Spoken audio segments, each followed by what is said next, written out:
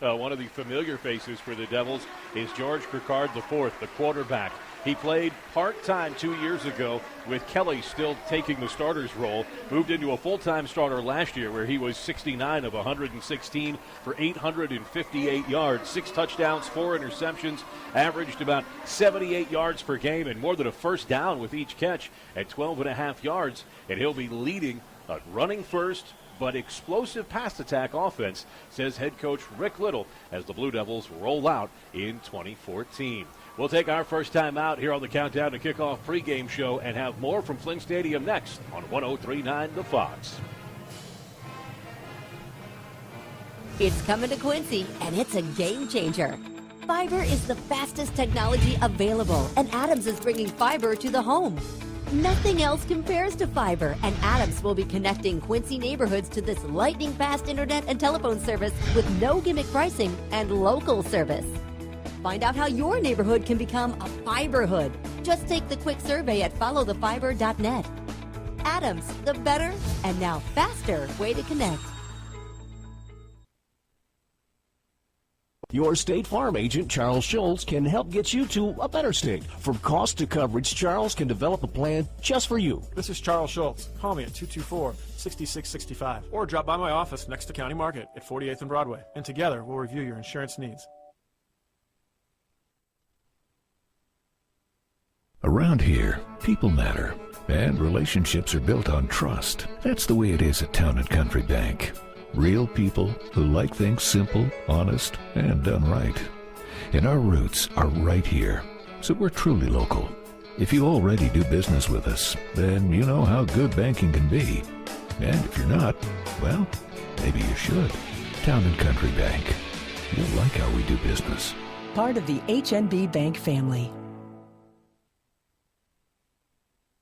Federated Insurance is a lot like the family businesses we help protect. For 105 years and counting, Federated has shared the common values that have served our clients well. Federated Insurance, it's our business to protect yours. Call Tony Reese in Quincy at 223-4623.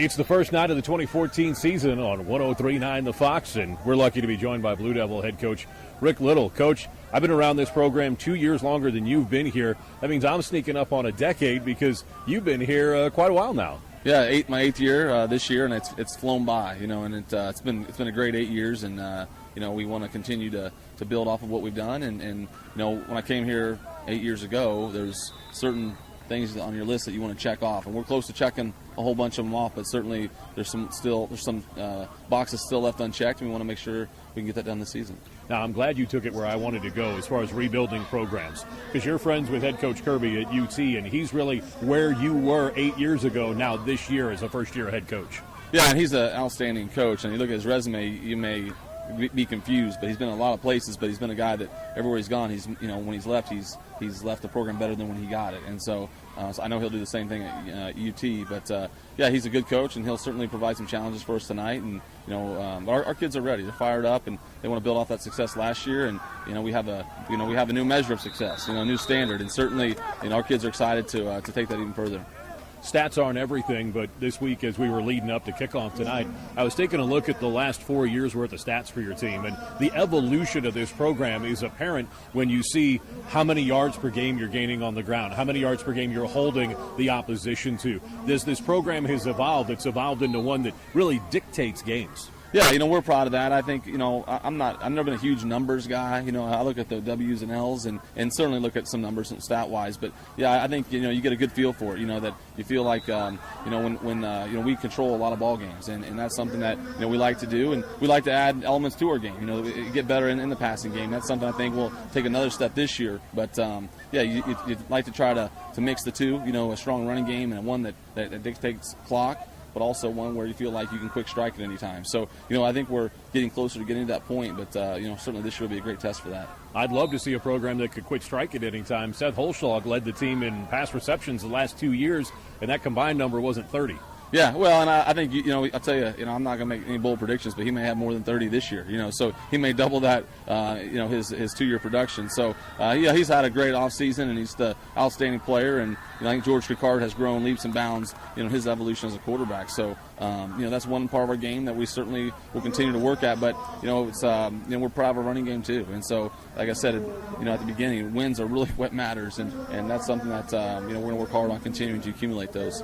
If you want to play an aerial offense, you're going to have two things. Quarterback who can do it, read it, sling it, but you have to protect him too. And I know you're real high on this offensive line as they continue to evolve. Yeah, and we try to design the passing game so it's quick and in and out of your hands. And, we're not going to go through and have them be in a 5-step drop. And that's a lot to ask of your offensive lineman. But, George loves to throw the ball. He's a great student of the game. And like I said, he's gotten better, each and every season from his freshman year on. I think this will be a big year for him. In the backfield, Unmasig comes back from that 3-headed monster last year. Tell us about the other 2 young men we're going to see. Well, yeah, we got a great group of backs, and that's what's fun. Is as much as you hate losing the guys we lost last year, but it's going to be a fun and interesting challenge this year. But we've got Brady Brockmiller, who's has lightning in a bottle. He does some great things, and I told him, man, just don't try to do too much, because there's times that he'll make great runs, but he'll run 50 yards to get 6. You know what I mean? And so we got to definitely continue to have him evolve as a running back. But, Devin Smith is a sophomore that has earned the wingback spot for now. And we got Cameron and Carson Gay right behind Brady and Devin, and they're great backs as well. So that's just talking about our wing and halfbacks. But you look at our fullbacks and Derek Rowan, who was great last year in mop-up time, and Brody Francis. And so we've got just like a slew of backs that we feel great about. Talking with your line coach before the game tonight, he was a little bit worried that in practice, a lot of the offensive line's also the first-string defensive line. I know you don't like to go both ways if you can help it. How's your depth on the defensive side of the ball? I think pretty good. And we always ask our guys, hey, you know what? Why don't you be a football player? And what I mean by that is, hopefully they all want to go on and play college football. But if they don't, that's fine too. But we say when a guy comes in and asks as a college recruiter, he wants to see a football player. And if you want to play at that next level, you should be able to play both sides of the football. Now, that being said, we don't want to have to make them play both sides. So you'll see us start out and some guys doing double duty. But I think as the game goes on, and certainly as the season goes on, you'll see our young guys mature before your eyes. And we feel very good about that situation. But it's a timely situation. It's one where they're going to continue to gain experience, even tonight. And I think you'll see more of a rotation and less two-way starters as the season goes on. Talking it over with the head coach before we get started with tonight's kickoff. Before I let you go, what's it like to be coming into more and more games as favorites? That's something new for this program.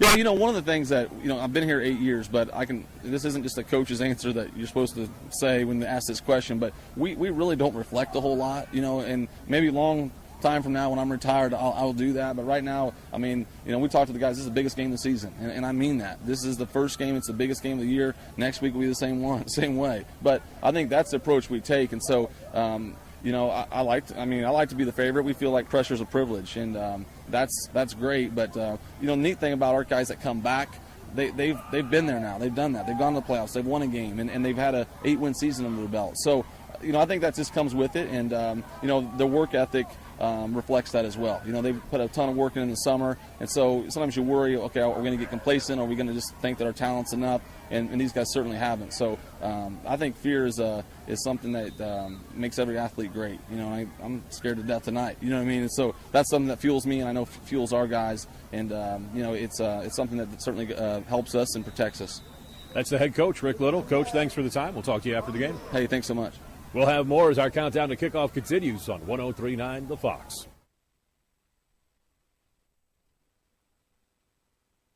In the past, everyone came to you and you did business at your own kitchen table. This is Michael Libman, Financial Service Representative with MetLife in Quincy. I still make house calls, even with the internet and email. I feel it's important to really get to know you and your family's needs. Otherwise, how will I know what direction you need to take? Call me and I'll come sit with you at your kitchen table. MetLife offers financial services and life insurance. Call Michael Lipman. He makes house calls.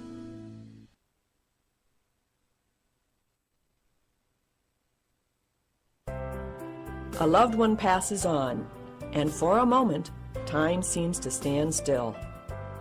My husband was my whole world. We spent so much time together. Making funeral arrangements is never easy. We can help you create a ceremony with sensitivity, compassion, and respect. Hanson Spear Funeral Home, celebrating a life well lived.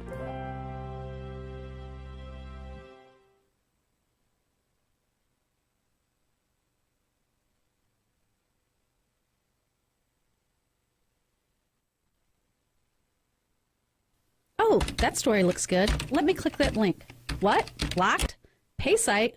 Why do they link stories that I can't see? I'm not paying for that. All of your online news at your fingertips is free on QuincyJournal.com.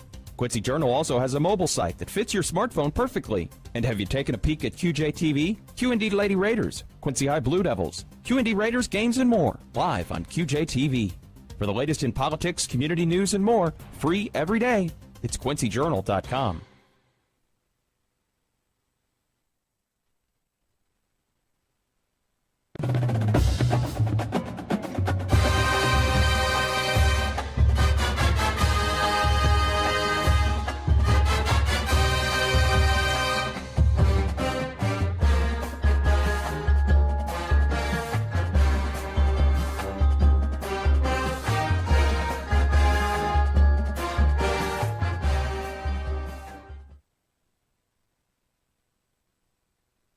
The Devils are at home at Fling Stadium, and they're set to take on the Panthers of East Moline. I'm Sean Sechrist, along with Jim Hansen. Jim, give me a couple of your keys to the game. You've gotten to know this team during the offseason just as I have, and you are already pointing at young number 7, Mr. Smith, who's going to be in the backfield for the Blue Devils starting trio tonight. Yeah, he's Devin Smith, a sophomore who was the key cog in last year's freshman team that went undefeated. I think it's important that the Devils' ground game get established early, get on the board first. I'm interested to see how we handle the defensive replacements. Seth Hochschlag has gone from a defensive end now to linebacker. We lose a couple other defensive players in Quentin Lefevre. You lose your 2 corners. So there's a lot of new faces on the defensive side of the ball. But as you heard Coach Little say, they got a lot of depth.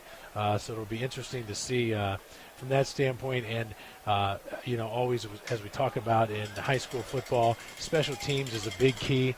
And we still have arguably one of the best kickers in the conference in Unmisig, who took over for White. And, so it helps having him. And, it's key to open up strong at your home opener here. And hopefully we have a running clock. That'd be wonderful. Rain showers move through the area about 5:15, 5:30 tonight. Delayed us for a bit, but we are just about ready for kickoff. It's humid, but just 72 for the last Friday in August, so we'll take our gifts where we can get them. The Devils for the coin flip sent out young Mr. Lovelace, Holschlag, and Krikard. The Devils will be moving from right to left here in the first quarter, and the Devils are getting set to return this opener. Now, last year, the Blue Devils had it all their way when they were on the road to take on East Moline. The Devils were able to pick up a big win, 34-13. Malik Robbins had 4 touchdowns, 2 rushing, 1 of 7, 1 of 56 that really showcased what he could do in the open field. He had 1 in the kick game as well, and he capped that off with a receiving touchdown of 4 yards. So it was really the Malik Robbins coming out party to start the year last year. Yeah, I think our listeners are going to be surprised this year. We have a backfield that I have been telling people, I don't think you're going to have a back that has, 1,200 yards.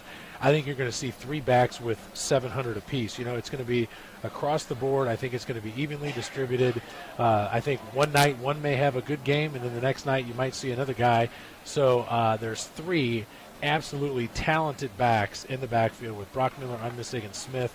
And we've got depth there, as Coach Little said in the pregame, with Rowan and some Gay and some of these other guys that can come in for spot duty. So it's going to be a lot of names that the listeners are going to hear. It's not going to be like it was before when it was Robbins, Osborne, Robbins, Osborne.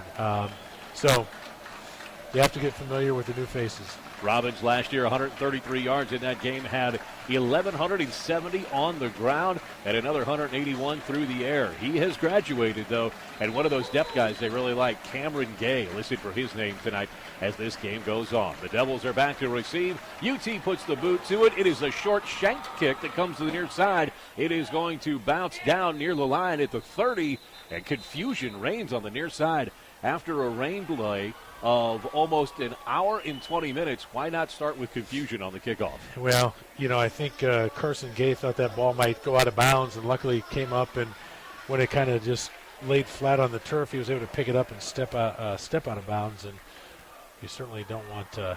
Well, you would hate to give that one away, kickoff, yeah. So the Devils will start here at their own 30-yard line. It'll be Kirkard under center in the backfield, and that's Brock Miller, Smith, and Unmusig for the Devils. They're going to take it with Unmusig to the far side, has the hole out to the 35. And if that's not a lunging tackle by the outside linebacker, he is gone on the first play. I believe that was Duncan, the outside linebacker for UT, who cut him down after a gain of 7.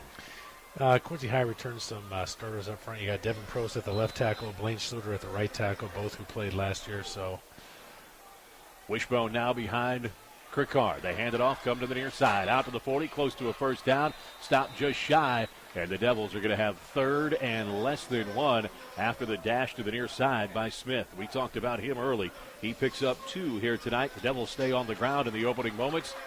2 rushes, 9 yards. They're set up at, they're going to give him forward progress. Wow, that is a gracious home spot. First down for the Devils at their own 40. Devils trying to come out with tempo, moving right to left.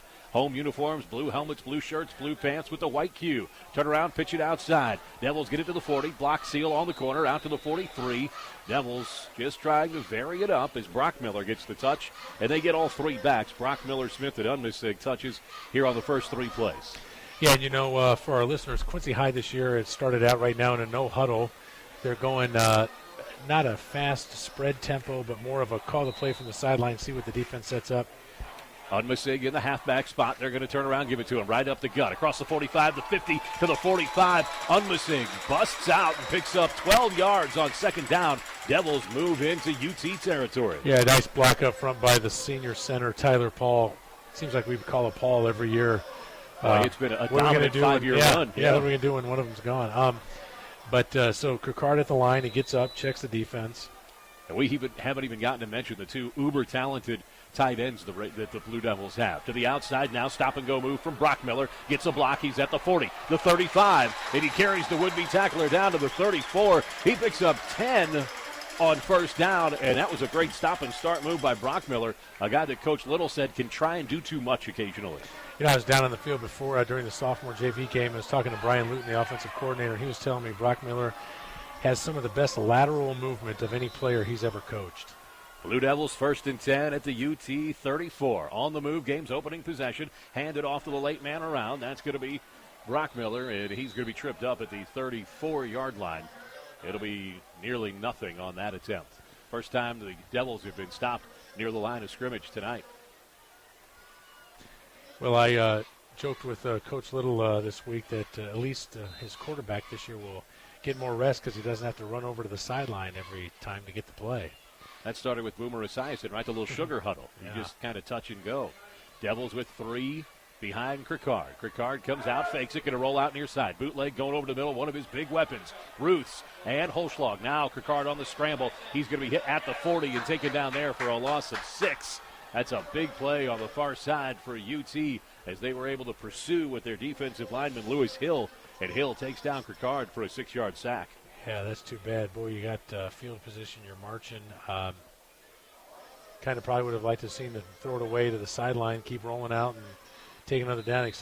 Instead, he decided to roll back to the opposite side of the field after they flooded the near side, and there was no one there. And for all of the many attributes Georgia has, speed is not one of them. Devils going to come up now on 3rd and long. Blue Devils wanted to go bootleg to the near side on 2nd down and 9. They lost 6. It's 2nd and 16 officially on the board. First timeout called here in the first quarter. 9:14 to play first quarter. No score. It's the 2014 home opener for the Blue Devils as they are at Flynn Stadium hosting Western Big Six foe United Township. We're going to keep it here through this timeout for the first timeout of the season because, Jim, there's something important to talk about. The schedule that the Blue Devils will play this year was supposed to be the first full year of the new Midwest Big Ten. That conference fell apart just as it looked like it was coming together. There will be no Midwest Big Ten, but the Devils are going to play all of the would-have-been Big Ten schools, meaning the Big Four from Peoria, this year before changing their schedule radically in 2015. Yeah, it's kind of one of those. Well, last year we had 4 trips to to the Quad Cities. This year we got 4 trips to Peoria. You know, the thing that stinks about it is it was always nice if it had gone through built-in schedule. Boy, flipping around each year, you don't have to worry about scheduling. And now we're left with some holes. And you know, you saw what can happen with QND here trying to schedule the last game, and now we're trying to schedule 3 or 4 games next year, kind of in a bind. Rick Little told us they believe they have weeks 1 and 2 worked out, but they don't have weeks 3 and 9 worked out yet. 4 through 8 would be the Western Big Six season. Out of the timeout, into the neutral zone early. That's a linebacker for UT. It looked like Jabari Hagerman got in there. The 5'11", 175-pound junior defensive back who was coming up. And that's going to give the Blue Devils a free 5 yards. Make this 3rd and 11. Well, that kind of takes away the sting a little bit from the sack. Yeah, now you just got to get 11 here on 3rd down. Blue Devils will have it 3rd and 11 from the UT 34-yard line. They need to make inside the 24 in order to have a shot at moving the chains here. Devils on the game's opening drive, going to hand it off right up the middle. Plenty of room to roll. Devils look through the first down. Bouncing outside, Brockmiller. He's got the first down and more. Slides his hips down to the 20. Now the 15. Dives to the 14. What a big run that time by Brockmiller, and he is showing off that lateral movement in tight spaces. He's a guy that's hard to tackle in a phone booth, and he comes up with a big 21-yard run. Very shifty, very shifty. Nice play. They went to a spread formation shotgun and ran a draw. Hole opened up nicely, and Brockmiller did the rest. Boy, you want to talk about patience by the offensive line. They let that draw develop, and when Brockmiller burst through the line of scrimmage, he had plenty of room. Now they're going to give it to Brockmiller again. Race him to the corner. He stops, jukes in the backfield, going to be drugged down at the 19. That's a loss of 5. Yeah, the juke can only go so far on some plays, and that time he didn't fool the cornerback who looked like that was Brandon Sandholm for East Moline. 8:35 to go, first quarter, no score. Devils on the game's opening drive. It was a late kickoff tonight. You had plenty of time to go to the store, get your drinks, get your snacks, and get settled in for Blue Devil football right here on 103.9 The Fox and on QJTV. If you go to QuincyJournal.com, just click the QJTV tab, and you can watch tonight's broadcast complete with mine and Jim's insights. Devils go with a delay right up the middle. They're not going to get the 5 yards back. They lost on Brockmiller on first down. Instead, they'll dive it down to the 16-yard line, pick up 4 yards. That's just a hard run by Unmisig in the middle. Well, sets up short. Wow. That's going to be a long third down. I couldn't see through the window. 3rd and 12. Blue Devils have to get inside the 5 down to the 4. 3rd down and 12 from the 16, 7:44 to go, opening quarter. Devils are going to keep it on the tight side. Krikard looks backdoor screen. They got it with Holschlag. Holschlag at the 15, shakes a man off at the 10, slaps a man aside at the 5, and he's driven out just inside the 5-yard line. We'll see if the Blue Devils get the first down. First reception of the season, Seth Holschlag, the leading receiver each of the last 2 seasons. He's back for his senior campaign. My favorite quote in the offseason came from Coach Little about Holschlag. He said, you couldn't hurt this guy if you hit him with a hammer. He's been blessed and worked hard for the body and the physicality that he has. Yeah, and, I like to see that he gets those touches. Even if it's a short screen like that, even if it's a little tight end dump, he's a playmaker. He's got good ability, and get him worked into the offense. 4th and 1 from the 5. Near side, hash marks. Devils going to go for it. Going right to left here in the first quarter. And UT's drawn into the line of scrimmage. Devils, if this is in fact on UT, are going to get a free first down inside the 5 near the 2.5. He'll And go the number indication 20. is this is encroachment on the Yep. defense. I will take it. Thanks for the gift. So a 2-yard penalty because it's half the distance to the goal line. And the Blue Devils will have first and goal from just inside the 3 on their opening drive of the season.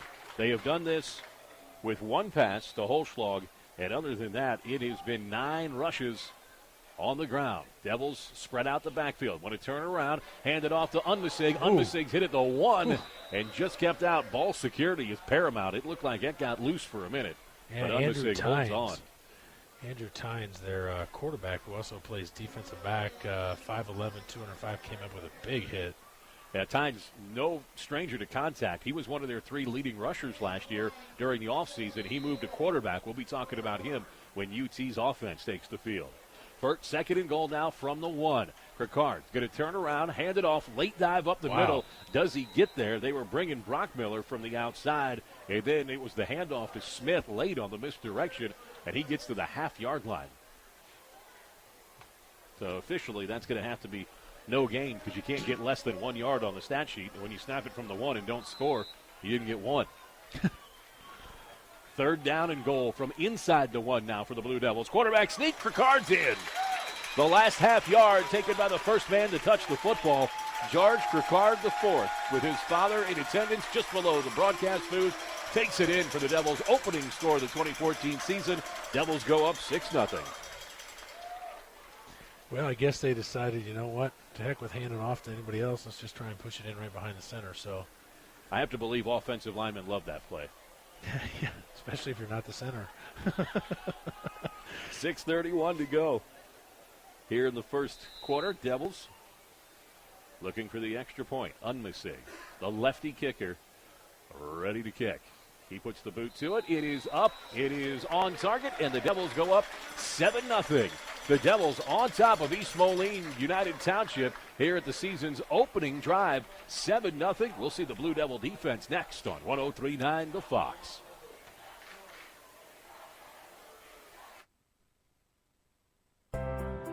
A loved one passes on, and for a moment, time seems to stand still.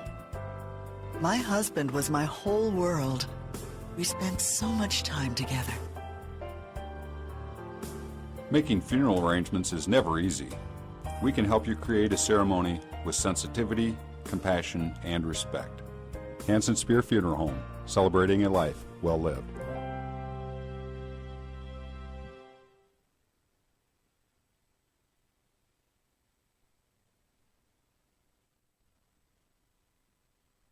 In the past, everyone came to you and you did business at your own kitchen table.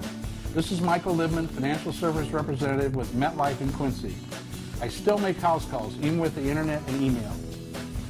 I feel it's important to really get to know you and your family's needs. Otherwise, how will I know what direction you need to take?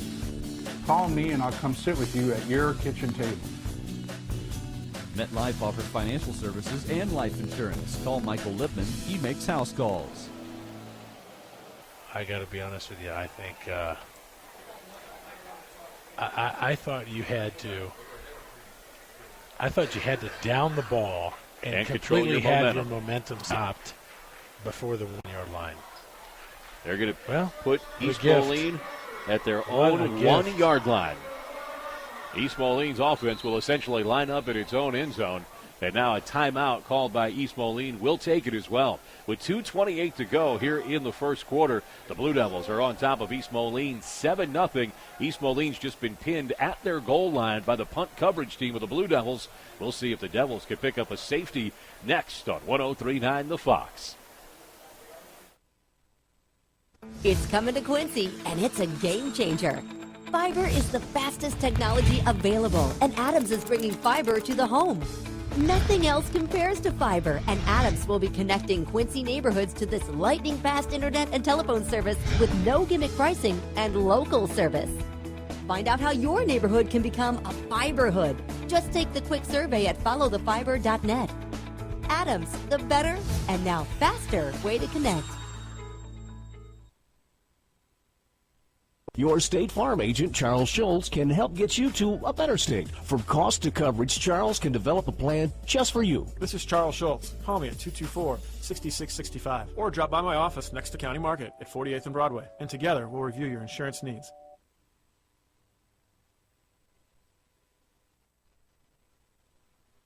Devils lead 7-0 over East Moline United Township. UT starting from inside their own goal line. The ball is at the 1-inch line, and now the snap to Tynes is low. Tynes just going to run it out to get some room. He's out to the 9. He may have a first down. Tynes takes it to the 11, now the 12. Tynes picks up 12 yards on the first down run that started in his own end zone. Yeah, that's one thing. Tynes is a returning starter, and he's got some good footwork, and he's fast, and he doesn't have a lot of supporting parts, but yeah, you got to bring him down. You look at Mars in the backfield with him, and you might think they've got one running back. Well, they really have two. Tynes has all the skills, right? And so they have a dual threat in that backfield at all time. Mars protects him on the left side. They're going to put it in the belly of Mars. Mars hit at the line of scrimmage. He's going to work his way forward for maybe a yard out to the 13-yard line. And the Devils stop him cold right there. It'll be 2nd and 9, under 2 minutes to go, first quarter. Devils up 7-0. That's one thing you mentioned about the quarterback that's a dual threat with a run. Next week is a huge dual threat at Prairie Notre Dame with their quarterback and Shadid, their running back. And, we see more and more of that as offenses go to this type of spread formation. And 3 wideouts in the pattern now for Tynes. Wideouts and a slot man on his left. Tynes going to roll to that left. Stop, drop it to Mars. Wrong choice. Blue Devils eat him up for a loss of 2. Devils get in with a big hit on Mars in the backfield. I couldn't tell through the booth here whether that was a shuttle pass or whether it was a pitch. It looked like a late pitch, and Lovelace was all over it. Yeah, that went nowhere. That went backwards on the play for 2. Mars, his quarterback did him no favorites by giving him the ball in that position that late in the development of the play. Under a minute to go, first quarter, still 7-0 Blue Devils at home to kick off the 2014 season. Second possession of the night for UT. They're looking at 3rd and 11 from their own 12. 3 wideouts in the pattern, 2 on the strong side, 1 on the weak side. Leaving early near side. Now they're going to go one-on-one on the island to the near side. That's the basketball recruit, Mitchell, who's come out. Uncatchable. It goes over his head. Covered one-on-one on the near side by Cameron Gay. And it'll bring up 4th and 11. And now UT is going to be punting from the edge of their own goal line. And the Devils should set up with great field position to start the end of this first quarter, early second quarter. And one thing we've talked about over the years, Sean, is especially in a situation like this, punt safe. Don't do anything silly and run into the punter, rough the punter. You're going to get great field position. Don't do anything dumb to take the ball away. Devils with 2 men back at the UT 45. This is just a squibber that goes up and hits down at the 35, bounces backwards. UT has to down it at their own 31. Only 19 yards of field position picked up on that punt. And now the Blue Devils will start at the UT, I believe, 32-yard line. Well, that was all stemming from the gift down at the 1-yard line we got as opposed to a touchback. 32 seconds to go, first quarter. Devils near side hash marks moving left to right. 1 man in the backfield, turn around. They're going to hand it off. Bursting right up the middle, hit on the outside. Brockmiller. He goes down at the 25. It's a pickup of 7 for Brockmiller. Boy, you talk about what Rick Little, the head coach, said, lightning in a bottle. That's Brockmiller, and we really haven't seen all the talent that Devin Smith has either. He is a big threat that's up as a sophomore in this starting backfield. Yeah, he's a big kid. I think he's 6'1", about 190, and I tell you, it might be more of this situation. We don't see that breakout, 60, 70-yard run all the time. It's going to be 5 yards here, 6 yards there, 10 to 12, and, ground and pound type philosophy. We're at the end of the first quarter. Blue Devils lead it 7-0 over East Moline United Township. They have it, and they're driving deep in East Moline territory. 2nd and 3 to start the second quarter. We'll do it next. You're listening to Devil Football on 103.9 The Fox. Around here, people matter, And relationships are built on trust. That's the way it is at Town & Country Bank. Real people who like things simple, honest, and done right. And our roots are right here, so we're truly local. If you already do business with us, then you know how good banking can be. And if you're not, well, maybe you should. Town & Country Bank. You'll like how we do business. Part of the HNB Bank family.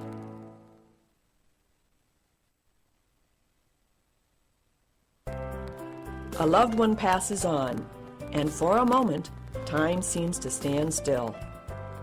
My husband was my whole world. We spent so much time together. Making funeral arrangements is never easy. We can help you create a ceremony with sensitivity, compassion, and respect. Hanson Spear Funeral Home, celebrating a life well lived.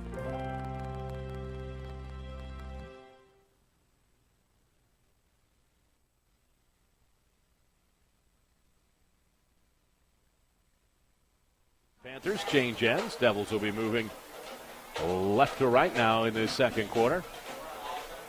Well, inclement weather has wreaked havoc on week one of the Illinois high school football season. Our kickoff was some 80 minutes late, and Quincy Notre Dame across town made the long trip up to Rockford to take on Rockford Lutheran. 5-hour trip, hour-and-a-half rain delay, and they have now called that game at halftime. Rockford Lutheran 35-6 gets a partial game time win over Quincy Notre Dame to start the season. It just, from my reports, people who are there, that rain doesn't look like it's going to let up. I'm glad it slid north of us. Yeah, after the hour delay we've already had. Devils going 2nd and 3. Going to run it up the middle, hand it to Brockmiller. Brockmiller's not going to make the 25, and it's going to be no gain on the play. They give him a generous mark back to the line of scrimmage. Boy, that was a nice push from the outside by Alex Hubbard, the 5'10", 180-pound linebacker. Just came off the left edge there. And I don't know if he was unblocked or they were trying to option him, but no one touched him, and he was able to make the tackle. They're going to split out their wideouts now. Ruth's on the outside right, Unmissig in the slot, and Holschlag outside on the left. One man in the backfield, that's Brockmiller. They're going to go down the seam, picked up Unmissig. He's got it at the 10. He breaks free down to the 6. Unmissig going to be first and goal from the 6-yard line for the Blue Devils as he picks up a gain of 20 through the air. Well, let me tell you, that was a nice little pitch and catch. I mean, you go twins to each side, just have Unmissig run a little 6-7-yard curl route, sets up, catches it, and let him do something after the catch. 31 yards on 2 of 3 through the air for Krikard. He's hit Holschlag and Unmissig. And now the Devils near side hash marks moving left to right, threatening to go up 2 scores. They're going to go Wishbone in the backfield behind that full house Jim mentioned. Hand it off to Brockmiller. Brockmiller goes left, dives underneath inside the 5, down to the 3. He picks up 4, and it'll be 2nd and goal from the 3. 41 yards on 8 carries tonight for Brockmiller. The young, I say young because he wasn't a starter last year, but he is a senior. 6 foot, 175 pounds. He's a young senior. Yeah. Doesn't have all those miles on his legs. Birthday. Oh, don't we all wish that was the case. Krikard under center. Devils now back to their wing tee. 2nd and goal from the 3. Hand it off Lake and bounce it outside. Nowhere to go. Unmissig gets absolutely wrapped up and thrown back to the 5. Good pursuit that time from UT, and you can see they've got the ability to break on the ball and really disrupt a play if you let them in the backfield. Yeah, they're getting some good push out front. Also number 27, Dakari Mars, their linebacker, running back. You know, they don't have guys that are like 6'4", 260. They've got a lot of guys 6 foot, 215, 5'10", 210, and they're getting a good push in there. Devils, 3rd and goal from the 6 now. Back to the wing tee. Plenty of room, heavy on the right. Devils are going to run it around. Krikard, late move, back in the end zone. In and out of the hands of his intended target as he was going down the post and looking for, was that Ruth's or Holschlag in the back? Ruth's. I think it was Ruth's too. His number got cut off. But yeah, they've targeted him twice tonight now, and Ruth's hasn't been able to make the connection. First ball out at midfield was underthrown. This time they got it on frame, did Krikard, and Ruth's I think didn't make the Tynes might catch. have got a tip on it. The UT coaches here next to us were going crazy because I think they had a player make a play. But Unmissig going to line this one up and try to put 3 on the board. He's going to be kicking it from the 14, so a 24-yard attempt. He's got enough leg. He curls it inside the post, and it's good. A 24-yard field goal finishes up the drive for the Devils. They go up 10-0. They'll kick it away. 9:50 to go in the first half. Devils leading UT at home in the season opener on 103.9 The Fox. In the past, everyone came to you and you did business at your own kitchen table. This is Michael Libman, Financial Service Representative with MetLife in Quincy. I still make house calls, even with the internet and email. I feel it's important to really get to know you and your family's needs. Otherwise, how will I know what direction you need to take? Call me and I'll come sit with you at your kitchen table. MetLife offers financial services and life insurance. Call Michael Lipman. He makes house calls.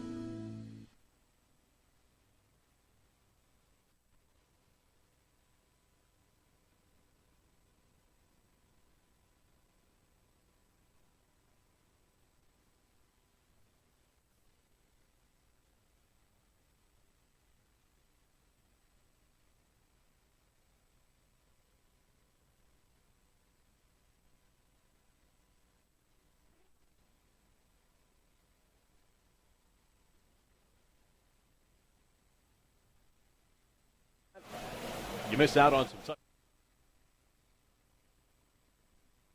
They've had 3 possessions, scored on 2 of them, and they lead 10-0. 9:50 to go here in the first half. They're ready to kick it away to UT. No, I was just going to say, you always want to hopefully get points. And, 2 out of 3 drives, we've done that. One, we looked really sloppy. And I didn't think you wanted to go all that way and not get anything on the board. Devils boot this one away, and it's going to be taken at the 3. UT sets up a return, far side. Cut back at the 15 to the 20, free at the 25, out to the 30. Devils drag down the return man at the 34-yard line.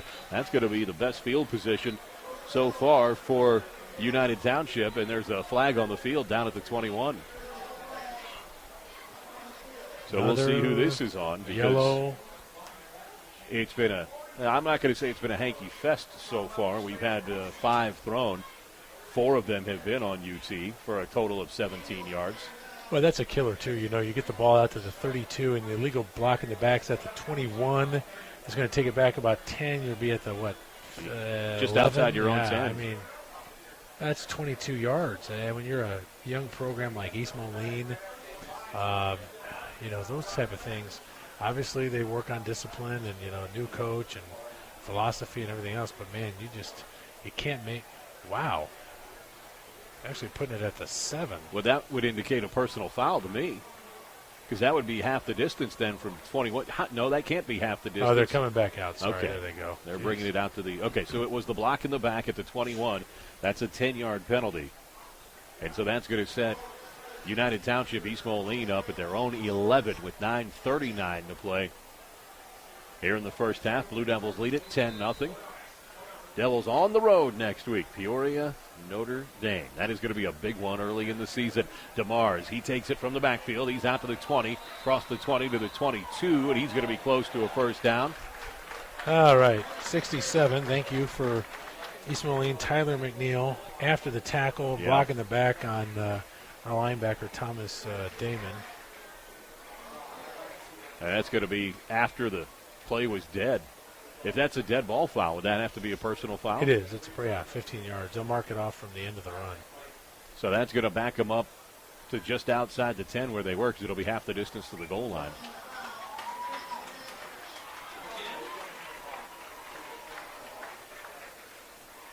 $9:31 to go, first half. This one has been slow developing. Lots of field. We've crossed over. We've had enough penalty flags thrown in a short amount of time now, Jim. You could call it a hanky fest. Yes, and, maybe this is a sign that the longest game of the year, we're going to get out of the way the first week. That'd be fantastic. Could you imagine if we were in East Moline right now and got an hour late start? I was giving the paper coverage guy from the Quad Cities a hard time about that right before we kicked off. Here's the fake by Tynes. He's going to run it up the middle. He's hit at the 20. Going to be down at the 22. He gets the penalty yardage back. It is darn close to a first down. The Blue Devil linebackers didn't keep their lanes covered, and he got loose right up the middle. Yeah, everyone bid on the play action fake to the outside bubble screen, and the middle parted, and he was off to the races for about 9 yards. 9 for Tynes on first down. Rather, now that's going to bring up second down. All that action with the penalties is coming on first downs. 2nd and 1, Tynes in the backfield. He's got Mars. Ball's loose in the feet of Tynes. He's going to get lit up back at his own 12-yard line. Devils swarm him under. Look for the football. Tynes does one thing well there, and that's that he covers up and holds on after the mishandled snap out of the shotgun, and that's going to be a loss all the way back to the 12-yard line. It's 1 step forward, 2 steps back for East Moline right now. They just can't help themselves right now. That's officially going to be a sack. That's going to be back, loss of 7. That's going to put him near the 14. It'll be 3rd down and 8 at the 14-yard line. They need to bring it out to the 22. Now the whistle blows from the referee in the backfield, and East Moline's going to call a timeout with 8:09 to play. I don't blame Coach Kirby at all for wanting a timeout here. We'll take it as well. Devils up 10-0, 8:09 to play, first half. You're listening to Blue Devil Football on the Fox.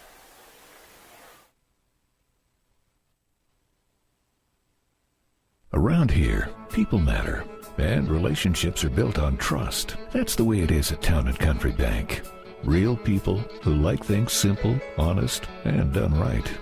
And our roots are right here, so we're truly local. If you already do business with us, then you know how good banking can be. And if you're not, well, maybe you should. Town & Country Bank. You'll like how we do business. Part of the HNB Bank family.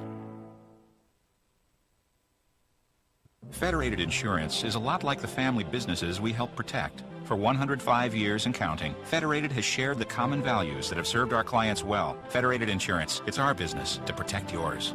Call Tony Reese in Quincy at 223-4623.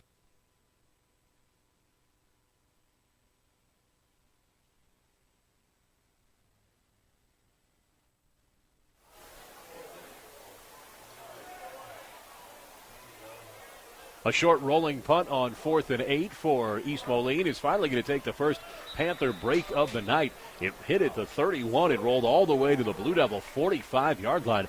So tack on. But that was a good 24-yard roll after the initial touchdown, Jim. Well, and, I actually thought that was 3rd down. Well, no, okay, right. 2nd down. Did I lose it down? No. Tynes got 9. Then he, first. 2nd, he fumbled. Oh, 3rd was the quarterback. Okay. 3rd was right. Yep. Okay. Well, anyway, Devils, this is about their worst starting field position of the night. And they are at their own 45-yard line. That's a pretty good job. One man in the back, trips to the left, Ricard under center. They're going to turn around, hand this off. Blue Devils have Unmisig pulled down at the line of scrimmage. He was lucky to get back to the line of scrimmage, and that's one thing. If this UT program and coaching staff went back and looked at the tapes the last few years, the Blue Devils almost always ran that play with Malik Robbins. They'd go trips to one side and then hand it off to him the opposite way, and defenses just seem to key on that play. Well, and, after 7 years of running the same play, they see it. And, Tynes just came on the backside uncontested and was there. Oh, there we go. We got it back. Now UT gets into the neutral zone, and the Blue Devils are going to pick up a 5 the easy way. It's the most upsetting to a coach on that, too.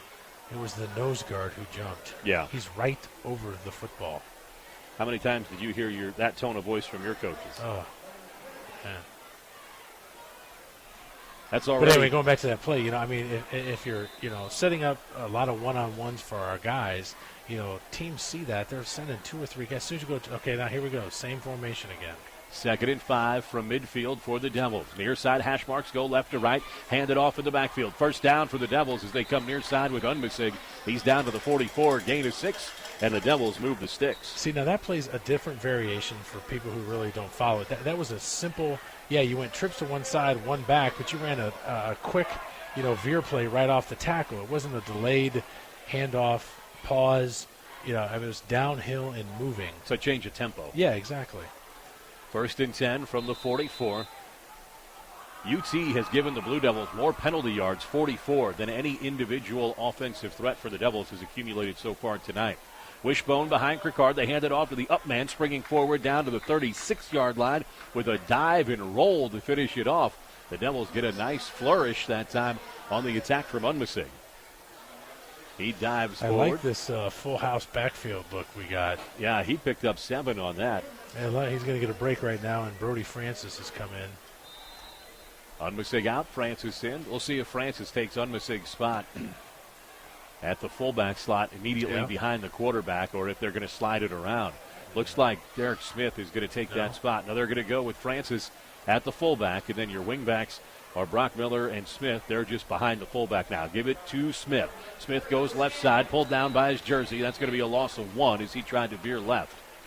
I tell you, they have not been able to get him outside that tackle box. Yeah. You know, the end is kind of crashing hard and pushing Brock Miller a little back into Smith. He's got to make kind of a waggle there, and by the time he's getting to the tackle, he's swarmed under. That play, Moline, with their speed, is doing a good job of taking away the corners. Blue Devils, 3rd down and 4 from the East Moline 39-yard line. Center of the field, wing T formation. Cricard might not like what he sees. He's changing the play at the line of scrimmage. Let's hope these young backs are with him, and now it's going to be a timeout. Devils didn't like the look, didn't rush it. They lead 10-0. No reason to act hastily here, so they'll take a timeout with 5:38 to play. We'll keep it here at Flynn Stadium. Just a reminder, you can join us online tonight after you conclude your personal business at QuincyJournal.com.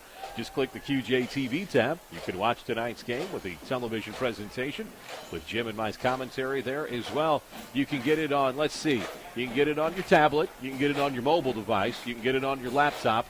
You can get it on your desktop. Do they still have desktops?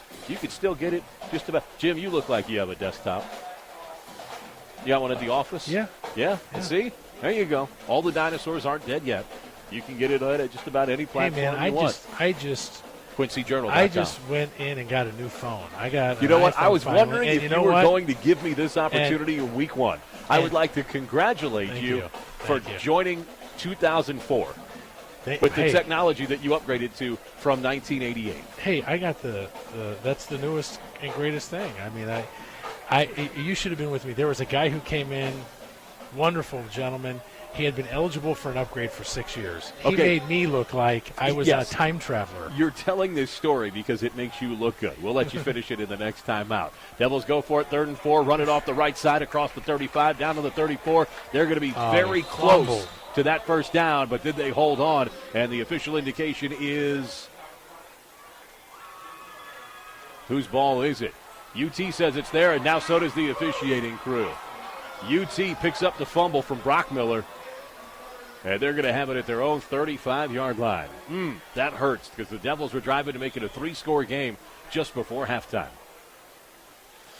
Yeah, actually, you know what? It was Francis who fumbled 47. He just got talked to. He's a little upset over here. But what ended up happening was he ended up running into Smith, I think, or Brock Miller, one of the two, and ended up getting hit on the right arm, and the ball popped out.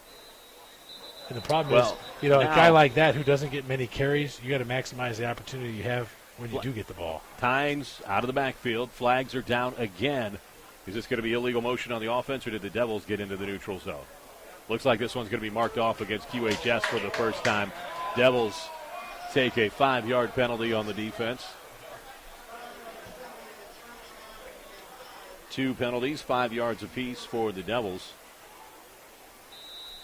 And now Tynes in the backfield working with Mars just off of his hip. Dakari Mars, 5'11", 180 pounds, does it all as the primary, not only option in the backfield at running back, but also does secondary duty at the linebacking core or DB, depending on where they need him. They're going to hand it off to Mars now. Mars is around the corner. They faked it, pulled back at the last second by Tynes, and Tynes going to be taken down at the 39-yard line. Look at the right. Look at the top right of your screen. I was going to say top right of Mitchell is out there. There's not anyone on him. He's not even being guarded. Yep. He wasn't that way the last play. And you have to wonder if a first-year quarterback in Tynes in his first game has a little tunnel vision going on and isn't seeing that. Gay needs to scoot out and get on him. Gay's creeping in toward the line from his cornerback spot. He almost wants to blitz as the corner, and he's leaving He's going uncovered right on the him. outside. Lamont Mitchell. Time. There he Out of goes, the right shotgun there. again. They What'd see I him. tell They're going ya? to loft it up. This is for Mitchell. He's all alone, and it is incomplete. Over his fingertips, and the Devils had just one option back there, and that was Jacob Dean, the senior, who flexed back and was pursuing Mitchell. You could see that coming a mile away. Gay didn't even look to see who was over there. So Tynes has put it up twice, targeted Mitchell both times, and both have been incomplete. Now he's up 35 from the 40. Now he's got his attention. Near side, the coverage from Carson Gay going to be on him this time. Man in the slot is Roselle. They're going to go twins to the near side. One man on the far side for Tynes. Has Mars with him. He's going to fake it, slipping down his Tynes. Blue Devils have him wrapped up. He's going to go down at the 41 after a gain of 1, and that's going to bring up 4th and 4 from the 41-yard line of East Moline for the Panthers. 31 yards on 5 carries for Tynes, 13 yards on 5 carries for Mars, and Tynes is 0 of 2 in the passing game. He's been sacked once for a loss of 7, and it hasn't been a whole lot of offense from East Moline here in the first half against his stingy, salty Blue Devil defense. Punting unit is on again, 4th time that East Moline is punting here in the first half. This punt is short again. It's going to attempt that down at the 36. Big East Moline bounce, though, down to the Blue Devil 25, and it'll be stopped there. So the first couple bounces for this punting unit didn't go their way for East Moline, but the second two have. Devils will be 1st and 10 at their own 25. This is as deep as the Devils who've started today on offense. So we'll see if they've got a 3-minute and 36-second 75-yard drive in the playbook. I hope so. You know what I'd like to see is it's kind of like I was talking to someone before the game. I hear about it all the time, but I haven't seen it. When are we going to see the no huddle, spread? Coach Little told us on Wednesday that they worked on that during the passing portion of the offseason. Handed off late on the delay, come near side, Brockmiller. Brockmiller going to be drugged down right at the 27 after a gain of 2. Well, the one thing Quincy High can do is milk the clock a little bit. You certainly don't want to give the ball back to East Moline if you don't have to. Each team with 2 timeouts here, 3:15 to play first half. Devils up 10-0. We're at Flynn Stadium to kick off the season. Another great thing about this artificial turf, it shook off that water with no problem. Going to go with the little flea flicker. Brockmiller, he's free. He's outside from the 27, the 50, the 40. He's ridden down from behind at the 34-yard line. That's a big pickup by Brockmiller as Smith was eventually able to take that handoff around the corner off the handoff from Brockmiller as they went with the double reverse. Makes him nervous. I almost said something. But Smith, he gets outside and takes it from the 27 all the way down to the 34. Now, nothing against the kid. That was a heck of a run. Great play. Pick up a 37. There's a little bit of difference. He's a bigger back. He didn't break away. He wasn't gone. No. I don't think we have that kind of speed this year, but, again, we've got a very fine backfield and 3 First kids and that 10. run hard. Unmisig. He's going to be clobbered back at the 39. Unmisig got his clock cleaned on a high hit from Tynes, who came up in a support role, had the corner, and flattened Unmisig after a loss of 2. Tynes has been all over the place this first half. Make it a loss of 4. 32 yards now on 9 carries for Unmisig. 2:26 to go in this first half. Devils looking at 2nd and 14, going to spread them 2 wide each side. 5-man line, throw it out in the flat, little bubble screen. Holschlag's got it. He's up the middle, cuts it to the 40, stiffs arms a man down to the 20. He's at the 15. Holschlag's in. He's going to run that last man over like a runaway freight train. Holschlag, 37 yards on the bubble screen from Picard. Blue Devils go up 16-0. What a nice play and a huge stiff arm out there in the flat. I wouldn't want to be in front of Holschlag after he gets about a 10-yard running start. No. Those would be a lot of those tackles that I call I just missed him. Mm-hmm. I was close, but I just couldn't get there. And, it's kind of he just went by me. Holschlag from Cricard Unmisig to add the extra point. It is up and it is good. Devils lead at 17-0. 2:10 to go first half. They'll kick it away to East Moline next on 103.9 The Fox.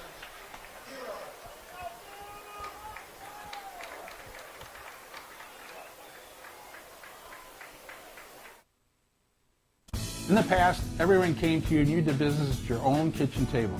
This is Michael Libman, Financial Service Representative with MetLife in Quincy. I still make house calls, even with the internet and email. I feel it's important to really get to know you and your family's needs. Otherwise, how will I know what direction you need to take? Call me and I'll come sit with you at your kitchen table. MetLife offers financial services and life insurance. Call Michael Lipman. He makes house calls.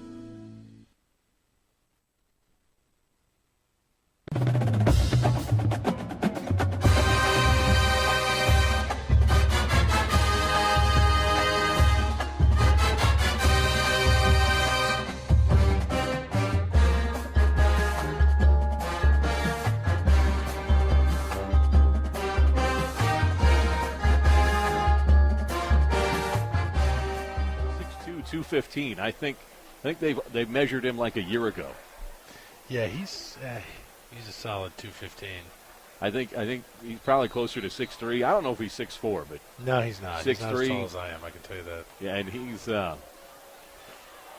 I think at this point, I'm not as fast as he is, though. He's probably a little more muscle dense. Yes. Than you are, but of course he's a little bit younger than you are. Yeah, I'm going for the sleek, right, trim look. Right, yoga Yeah. look kind of thing. Gotcha. Oh, Blue Devils go squib kick near side, trying to get it back, and it's picked up by a very alert upman for East Moline. They had Race McIntosh there on the outside, and if he's not alert and picking that up, make it Sandholm, excuse me. McIntosh was right next to him. Sandholm picks that up. The Blue Devils may have a chance to tack on another. So with 2:07 to go in the first half, East Moline takes over. We're seeing some of that depth on the defensive line now. Dominic Anderson, along with Nathan Mosley, and Coach Little told us, they'll rotate around guys there at the D tackle spot. Give Blaine Schluter a rest. Give, was it Paul maybe who's going both ways too? Yeah, he's on the nose on both sides. They're going to bring this one back, and in the backfield down goes Mars, but it's Tynes with the ball, and he's going to jump out across the 41 to the 42 for a pickup of 4. But that was great misdirection. Yeah, I just mentioned Dominic Anderson's name, and I thought he made a 5-yard tackle for the loss. Well, unfortunately, he and I both missed where the ball was. Well, and this is what you see at your talented college programs and in the pros. You have those frontline guys, but the depth is there, too, to rotate in. You get a couple score lead, and you start rotating 7, 8, 9 guys through there. Yeah, especially on a hot, humid night. Out of the shotgun, Twins to the near side, one man to the far side. It's going to be in the belly of Mars. Mars breaks off the right tackle out to the 50-yard line at midfield. He's got a first down on a gain of 8. And it's going to be East Moline at midfield, 1st and 10. 21 yards on 6 carries for Mars. And he has gotten beat up in this game being the decoy as Tynes really leaves it in the belly of Mars for a long time on those run fakes and lets Mars take the contact and then kind of pulls it out. Yeah, both of them get beat up going both ways. Twins to the near side, one man to the far side again for East Moline. They're going to split Mars out. It is tipped near side and incomplete. They were trying to set up a screen on the near side corner for Kane Jackson, the 5'10", 185-pound junior wideout, but it was overthrown by Tynes. And the Devils had it well covered, to be honest, with barely coming up. Yeah, the one thing Tynes will have to get better at as the year goes on is throwing the football. He certainly, has the running aspect down, and his ball is just not that strong. Gay on the coverage. Outside, they go up the middle with Mars. Mars is going to be hit at the 40, dropped at the 39. Did he fumble? Devils look like they're trying to grab the ball. Flag comes in late at the 40. And now first indications from East Moline, as this is against the Blue Devils. And with 1:08 to go, a penalty here would put East Moline in fantastic offensive shape. This is the largest incursion that Moline has made into Blue Devil territory tonight. Dead ball personal foul on Quincy. And this is trouble for the Devils. This is going to move East Moline inside the Blue Devil 25 if this call stands. Boy, and certainly the last thing you want is There's a flag at the 45 and a flag at the 39. Unless a player dropped his towel. There's a lot of milling about from East Moline. We're going to have a face mask and a personal foul. I think they're offsetting. I think it was a hold and a face mask. Replay the down. Oh, that'd be a break for the Blue Devils. From their own 37, East Moline is now into Blue Devil territory. They have nothing but a straight sheet of 4 punts for their 4 offensive efforts so far. 17-0, Devils on top, 1:08 to go, first half. Next week, the Blue Devils on the road at Peoria, Notre Dame. Now, that game isn't going to be played there. Their stadium is still in its developmental stages. So we're actually going to play on the road, but in Peoria. Don't they all share a stadium? Well, they used to, but they've broken away from that. And we'll tell you more about that as this game goes on. And now they're marking off a penalty against. Oh, they're marking off the 10-yard. Okay, I see what they're doing. They're going to mark off the 10 for the holding and then the 15. So it's going to be a gain of 5 here essentially for East Moline. So the Devils, they've got a big test coming up next week, as we have alluded to before. They'll be taking on Peoria, Notre Dame.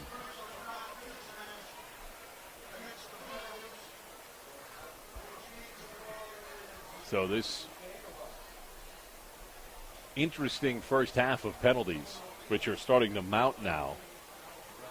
The Devils, 3 penalties for 35 yards.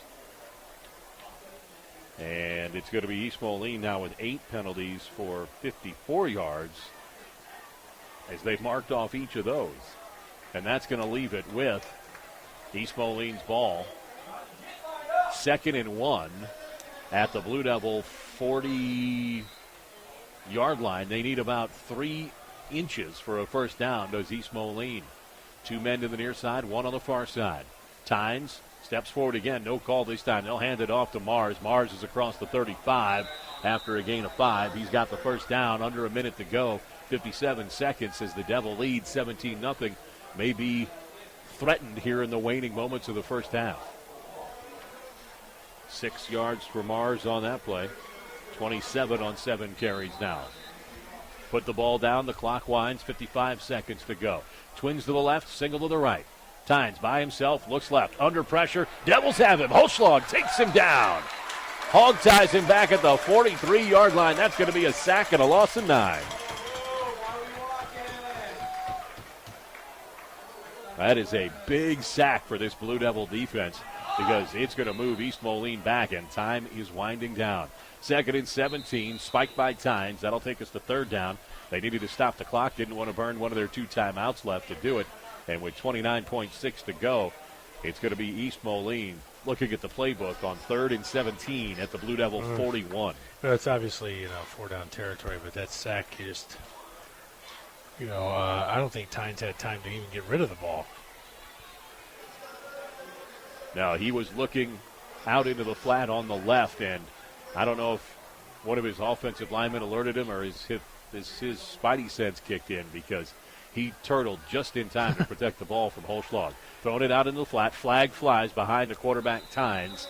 That's usually holding on the offense. That ball is incomplete, well out of bounds down the right side. That time they went away from Mitchell. Let's see what the call is. 25 seconds to go. 3rd and 17. I think it's a legal shift, but I decline it. Make it 4th down. Make it 4th and 17? I would agree. And now the Devils, looks like Holschlag, the defensive captain, is talking it over with the referee. And it's going to be an illegal shift, and it'll be declined. 4th and 17, 25 seconds to go. 17-0, Devils on top of East Moline. We're at Flynn Stadium.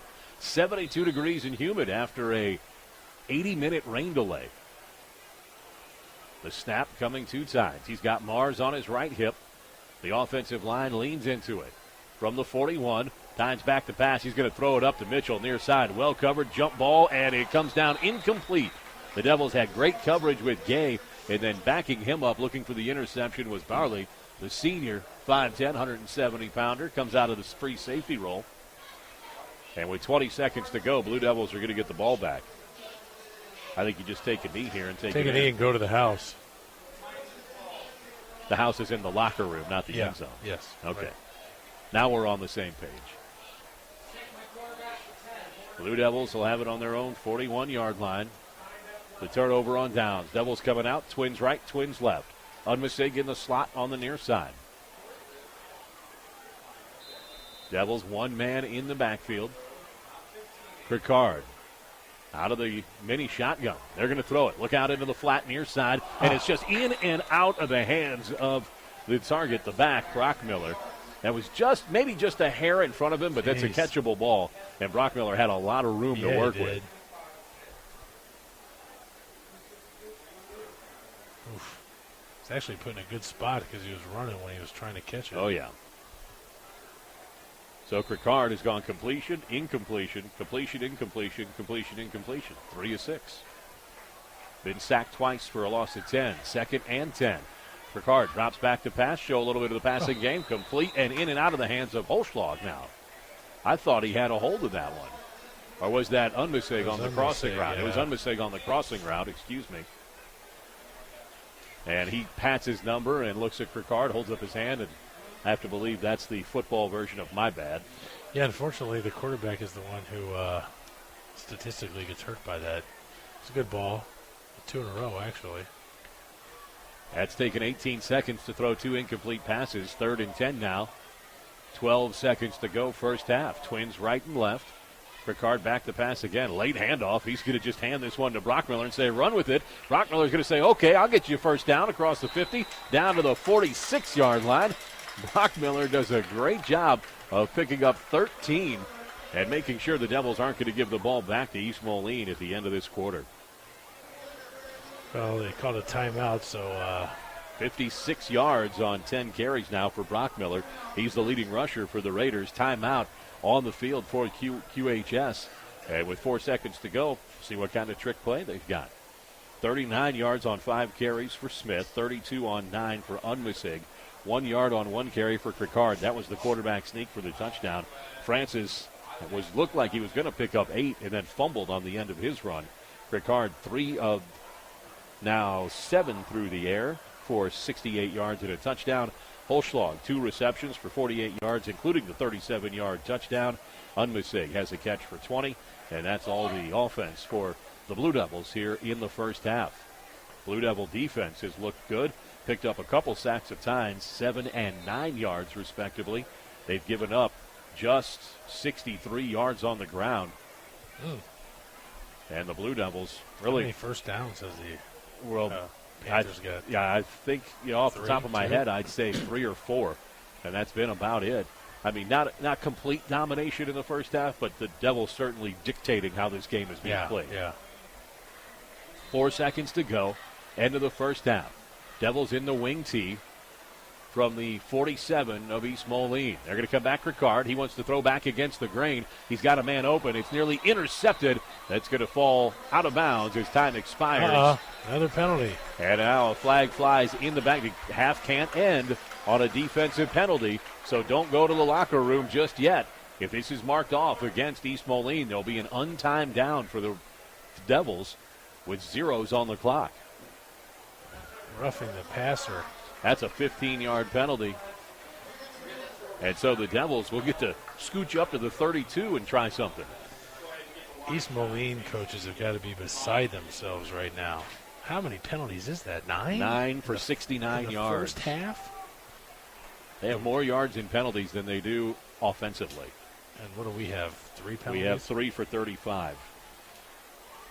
So an untimed down coming up for the Blue Devils at the end of the first half because of a defensive penalty as time expired. So don't go anywhere just yet. Devils, we've seen big plays tonight, a 37-yard touchdown already, and the Devils are going to have this one from the 31-yard line. You run back that bubble screen to Holschlag? No, I try and flood something deeper. You said win behind you. You're not thinking 48-yard field goal, are you? I was, actually. I would have liked to have seen White in his senior year try that. I don't know if Unmissing's got that much leg. He's accurate.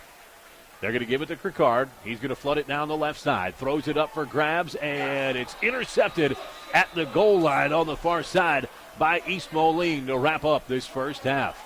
East Moline with coverage in the corner from Sandholm picks off Cricard, and we'll go to the locker room at the half with the Devils leading 17-0. They went looking for gold on the extra down and just came up a little bit short. Devils over East Moline in the season opener, 17-0. We're at the half on 103.9 The Fox. Around here, people matter, and relationships are built on trust. That's the way it is at Town & Country Bank. Real people who like things simple, honest, and done right. And our roots are right here, so we're truly local. If you already do business with us, then you know how good banking can be. And if you're not, well, maybe you should. Town & Country Bank. You'll like how we do business. Part of the HNB Bank family. Federated Insurance is a lot like the family businesses we help protect. For 105 years and counting, Federated has shared the common values that have served our clients well. Federated Insurance, it's our business to protect yours. Call Tony Reese in Quincy at 223-4623.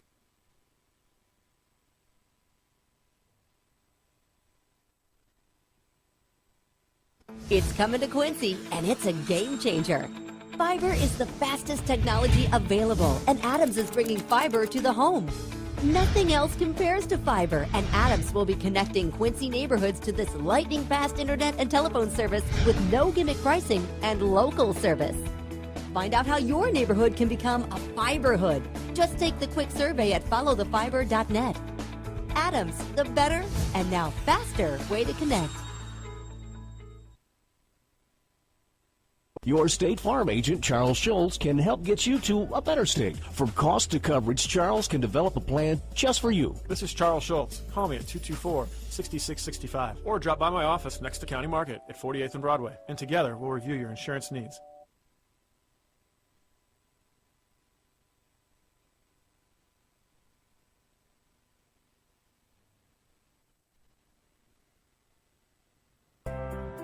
A loved one passes on, and for a moment, time seems to stand still. My husband was my whole world. We spent so much time together. Making funeral arrangements is never easy. We can help you create a ceremony with sensitivity, compassion, and respect. Hanson Spear Funeral Home, celebrating a life well lived.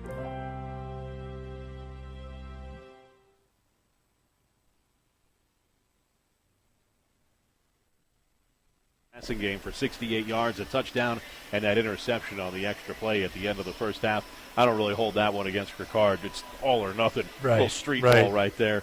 As for the running game, Devils 26 rushes for 128 yards, a touchdown and a fumble. Not spectacular numbers, not the gaudy numbers that we saw at times last year, but this isn't last year. You have to grade this against the competition that you're playing this year, and compared to what the Blue Devil defense has done to East Moline, the Blue Devils offense does look downright gaudy comparatively. East Moline 0 of 3 in the passing game. They've run just 13 times and been held to 62 yards on the night. So the East Moline Panthers with only 16 offensive plays, offensive snaps in the first half. Yeah, nice job by the defense. And as you said, it's not last year's team. This is a new team, new personnel. Certainly some things are going to have to get better on up front, blocking-wise, on some of the standard plays out of the wing tee. But the defense, has really controlled this game so far here in the first half. Now the Blue Devils have dictated the pace of play from the opening kickoff tonight. And whether it's been the 37-yard spectacular bubble screen touchdown from Holschlag or the 1-yard quarterback sneak plunge to finish off the season's opening drive, an opening drive that saw the Blue Devils go 70 yards and lead right off the jump the way they do now, 17-0 here at the half. This has been a first half in which the Devils have certainly put their stamp on this season, this young season so far here tonight. The other storyline tonight, Jim, penalties. UT 9 flags for 69 yards in this game. The Devils have been flagged 3 times for 35. which is combined 104 yards. That's close to doubling the output of Moline. I mean, yeah, it's been sloppy. Now, some of those are just, dumb penalties, the late hits, the personal fouls. Some of them, were the wonderful offsides that we got. But, it's been very busy, if you will, with the penalties from the officiating crew. We'll see which team can rein in their excitement, their nerves on opening night, and if the Devils can continue to dictate in the second half the way they've done here in the first half this evening against East Moline. Coming up, that's a look at the Hanson Spear stat sheet at the half. We'll have tonight's first half highlights. Jim will have some keys to the game in the second half, and we'll be back to action here at Flynn Stadium momentarily. You're listening to Devil Football at the half. They lead East Moline 17-0 opening weekend on 103.9 The Fox. In the past, everyone came to you and you did business at your own kitchen table. This is Michael Libman, Financial Service Representative with MetLife in Quincy. I still make house calls, even with the internet and email. I feel it's important to really get to know you and your family's needs.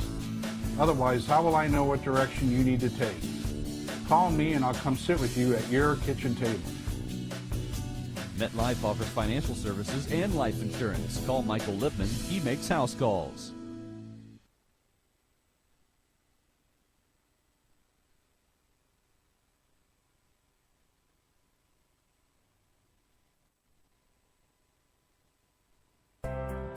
A loved one passes on, and for a moment, time seems to stand still. My husband was my whole world. We spent so much time together. Making funeral arrangements is never easy. We can help you create a ceremony with sensitivity, compassion, and respect. Hanson Spear Funeral Home, celebrating a life well lived.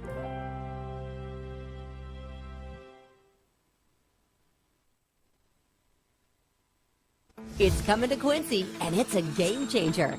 Fiber is the fastest technology available, and Adams is bringing fiber to the home. Nothing else compares to fiber, and Adams will be connecting Quincy neighborhoods to this lightning-fast internet and telephone service with no gimmick pricing and local service. Find out how your neighborhood can become a fiberhood. Just take the quick survey at followthefiber.net.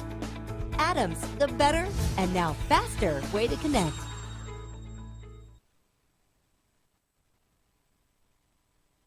Around here, people matter, and relationships are built on trust. That's the way it is at Town & Country Bank. Real people who like things simple, honest, and done right. And our roots are right here, so we're truly local. If you already do business with us, then you know how good banking can be. And if you're not, well, maybe you should. Town & Country Bank. You'll like our... Have a road trip coming up to get things started. They're going to go on the road next week. We'll be taking on that Peoria Notre Dame team. This is a PND team that is going to be a great test for the Raiders early in the season. Yeah, Andy Shadid is one of the top running backs in the state of Illinois this year. In fact, for those of you that don't get the preseason high school football magazines and stuff, he was, if you go to Athlon, the first team pick in the entire state as the punt returner on the All-American team. And as Coach Little was telling us, has already signed a baseball scholarship to Bradley. Yeah. So a heck of an athlete. And their quarterback, I think was it Robinson, or I can't remember, but he was about 6'2", 6'3", and ran that spread offense they had wonderfully. He's back. They are going to be a tough test in the second week. Yeah, and that was a big win for the Raiders last year, 35-26 here at home. At the end of the year, people looked at that game and said, Quincy beat this Peoria Notre Dame team. Not that the Blue Devils weren't very good, what with the win on the road at Rock Island in the postseason. But last year, that loss to Quincy here predicated some big changes that PND put in place for their offense, and they went on a roll after that. I think you and I, as I recall, were talking when the playoffs started. That was a team that I would not be surprised that made a deep run. Yeah, and a team that I don't think, last year the Blue Devils wanted that second go with Rock Island. I don't know if you would have been that enthusiastic about a second turn with PNC. No. Who'd they end up losing to? Was it Geneseo maybe? I want to say that sounds right in the playoffs last year. We'll talk about that great run they had last year, and see if the Blue Devils can pull the trick off against them 2 years in a row, this time on the road. That's going to be in Peoria next week as Quincy takes on Peoria Notre Dame. Speaking of runs, it's been quite a while since East Moline United Township has beat this Blue Devil team. In fact, it's been over a decade. So, I don't have to offer up a dead bird and, read the bones to tell you that the Blue Devils have had their way with the Panthers of late, and it's continued tonight with a 17-0 lead at the half. Yeah, and I don't know how much this plays into it. We really haven't talked about it, but we heard their coach had some health concerns possibly, and I don't know if he's here and coaching, but it's hard when you're flipping coaches every 3 years or so, starting a new program, and East Moline certainly has had their struggles, although at times they looked pretty good on defense with some speed and ability to move and fly to the football. Their offense certainly has been non-existent most of the night, so I'm sure they're talking about trying to get that fixed. It kind of looks like Tynes and the running back Mars have had a lot of hard time with the exchanges. They haven't figured out who's taking it, who's not taking it. He's put the ball on the ground at least twice from that, so those are things, they'll have to get worked out as the season progresses. The Blue Devils have worked out well in the first half. They lead at 17-0. We'll have those first half highlights in your second half kickoff next on 103.9 The Fox. In the past, everyone came to you and you did business at your own kitchen table. This is Michael Libman, Financial Service Representative with MetLife in Quincy. I still make house calls, even with the internet and email. I feel it's important to really get to know you and your family's needs. Otherwise, how will I know what direction you need to take? Call me and I'll come sit with you at your kitchen table. MetLife offers financial services and life insurance. Call Michael Lipman. He makes house calls. It's going to be East Moline football. We need to get football. you like a... well, I need a pair of binoculars. I've got some. I'll bring them. You bring them. I had them the last few years, and then I loaned them to a youngster, and they didn't come back in the same condition that I loaned them out in. I hate that. I have that problem with books, with discs. Well, now that you have iTunes, you don't have that problem so much. Oh, I thought you meant disc golf discs. No, I was going to say mine. Nobody touches mine. Yeah. Well, you're ranked 976 in the world, so. I told Jim, it was a couple of years ago, and I told him I played disc golf. And so he immediately gets on the world rankings and texts me and says, I don't see you anywhere. And I said, I'm not nearly that good. Devils kick it away to start this second half. East Moline takes it at their own 11 across the 20 to the 25, now to the 30. Devils special teams get there and take down the ball return man for East Moline. They got there in a hurry. It was a good job swarming under that time as the return from Kane Jackson was stopped there after 19 yards. So East Moline, they've started at their own 26, their own 1, the 34, the 34, and the 37. They'll start at their own 31 here in the second half. Well, let's see if the Blue Devil defense can keep up the strong efforts like it had in the first half. And we'll see how deep they start rotating guys here in the second half as well. You come out now, you're looking at some of the starters back on that defensive line as they want to set the tempo here in the second half. Moving from left to right, East Moline hands this one off to Mars. He gets 2 hard yards between the tackles, and then the Devils throw him back. There at the point of attack is Calvin Cookson, the senior linebacker. They're going to give Mars just 1 yard, or maybe none. Point of the ball was at the 31 to start this half, and they're going to say no progress. So Mars does more hard running to no avail. Well, I thought maybe it was just the pile pushing out to the 33, but the ball never got there. Tynes back 3 yards off the center, going to hand it off late to Mars. Tynes keeps it. He's at the 30, dances to the 33. That's a pickup of 2, and that'll bring up 3rd down and 8.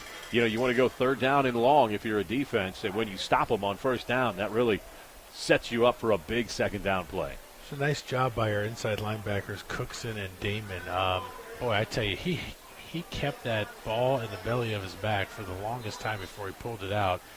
And they just kind of flowed down the line, and kept their assignments and were there to hold Tynes to a 3-yard gain. 10:35 to go early in the third quarter. Blue Devils up 17-0 to start this second half. Opening drive for East Moline. Man on the outside right, 2 men left. Flag down, play's going to be blown dead. No incomplete pass for Tynes. This looks like it's against the offense. That's why they would blow it dead. And it looks like East Moline can't clean up the penalties just with the halftime talk. Ball start, 5 more yards against East Moline. That's their 10th penalty for 74 yards now. And we're only a minute and a half deep in this second half. Well, like you said earlier, they take a step forward to take 2 steps back, and they certainly have tripped over their own feet a lot here tonight. 10.5 to go, third quarter. Back now, 3rd and 12 after the penalty at their own 34 is East Moline. Twins on the strong side, near side. Tynes has Mars on his right hip. Tynes calls for it out of the shotgun. He drops back 3 steps. Steps up. Ball is ticked in the air, underthrown, caught on the sideline, dancing inbounds, and catching it out of bounds on the near side, and furious is Rosell. Dalton Rosell thought he kept himself in bounds, and he may have just tiptoed onto the sideline as it was incomplete. That was a first down out at the 45. Would have been a completion of 19. But instead, it's going to be 4th down and 12, and the punt team comes back on for East Moline.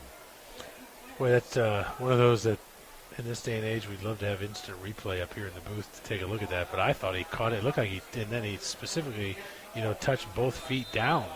Maybe he didn't have possession. I don't know. I thought he did a great job of controlling his body along the sideline. 10:13 to go, third quarter. And this punt from East Moline. This goes straight up the chimney. It's going to be down and out of bounds. That's going to go out inside the 40. That's going to be a gain of just a couple of yards on the punt. That was a punt of 2. At the most. Let's see where they mark it out. I think they got it down here at the 32. For negative yards. That's going to be a punt for negative yards at the 30. I think it's about 32, so no yards on the punt. Yeah. A punt of 0. I've never seen that before. Well, now you have. 0-yard punt. The Devils pick it up at the East Moline 32. Moving right to left. Cricard goes on the early handoff.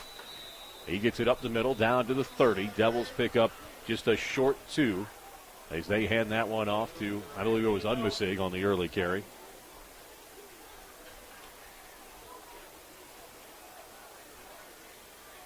I imagine we'll see a lot more of the ground and pound now after the 0-yard punt starting on the opponent's 30-yard line.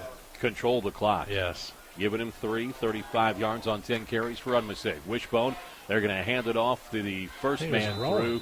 That's going to be Rowan again. Yeah, he's on the outside. Yeah, he's kind of leading the way. This will show some of the depth. Trying to figure out who they're giving a rest to. Is it Unmasig? I think so. Well, I think it is. Yeah, there's Brock Miller's 1. Smith is 7 and Rowan's 28. So they're going to let Unmasig rest on the sideline. Smith flares out to the right side. He comes out of that wing position. They're going to turn around and pitch it outside. At the 30, turning the corner, looking for move down to the 25. Now the 24 is Brock Miller. And Brock Miller picks up 4. That gives him 60 yards on 11 carries here tonight. Brock Miller's the guy you'd be hard-pressed to tackle in a phone booth. Yeah, he is. He's like one of those water bugs on top of the water, jittering everywhere. He's very shifty. I'm also going to have to get a new confined space reference, or anyone under the age of 25 is not going to know what I'm talking about. No. They don't even have phone booths anymore, do they? In England. Right. If we were there calling the game. Maybe with the international superstardom status of the work of J.K. Rowling, you couldn't tackle him in the cupboard under the stairs. There you go. On 4th and 1, Devils want to ride it up the middle. Did they get there or did they get stuffed? East Moline celebrating like they stuffed the Devils on the attempt up the middle. And I think they certainly did. Rowan doesn't get it on the attempt right up the middle. Okay, we went trips left, single back. 4th and 1. No one in their right mind is going to think we're going to throw the ball in that situation. They know exactly what's coming. Why do we go to that formation at that scenario? I mean, everyone on the defense knew exactly what was coming. So East Moline gets it back at their own 28. Devils get just 4 yards on that series.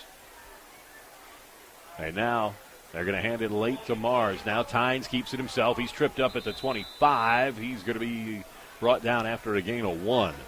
Started from the 24, get him at the 25. Tynes puts himself in some precarious situations with the cuts that he makes. He seems to expose a lot of himself to big hits. Yeah, and he does a great job on the delay of pulling the ball. But like you said, by the time he pulls it, he's so late and delayed, the defense has really had a chance to react if they're going to get there.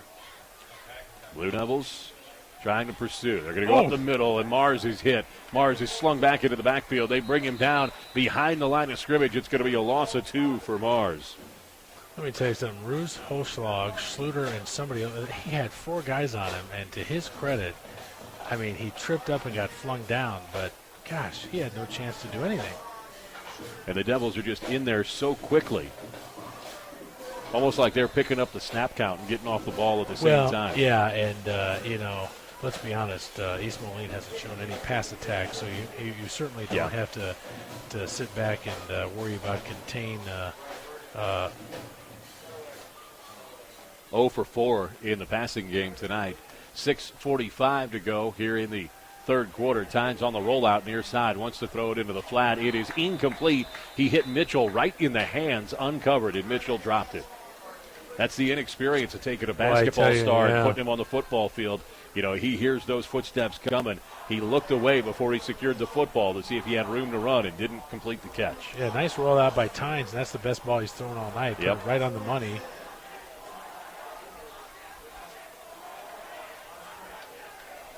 So it's going to be 3 and out with a punt coming up for East Moline.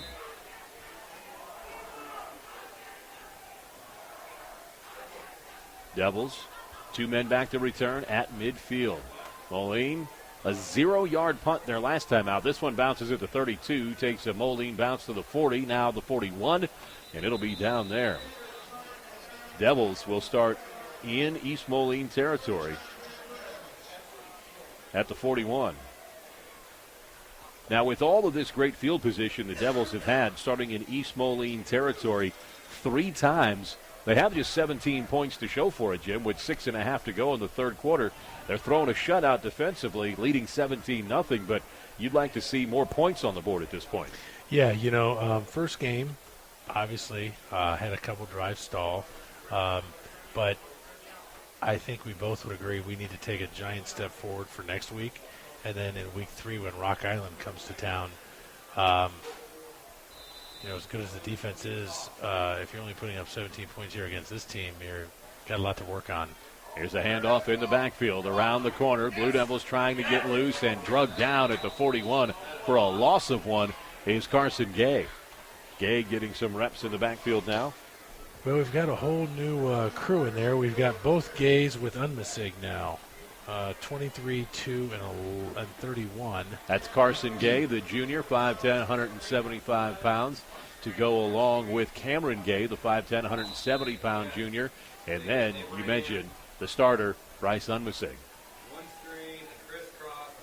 I believe they're still working behind Picard coming to the line.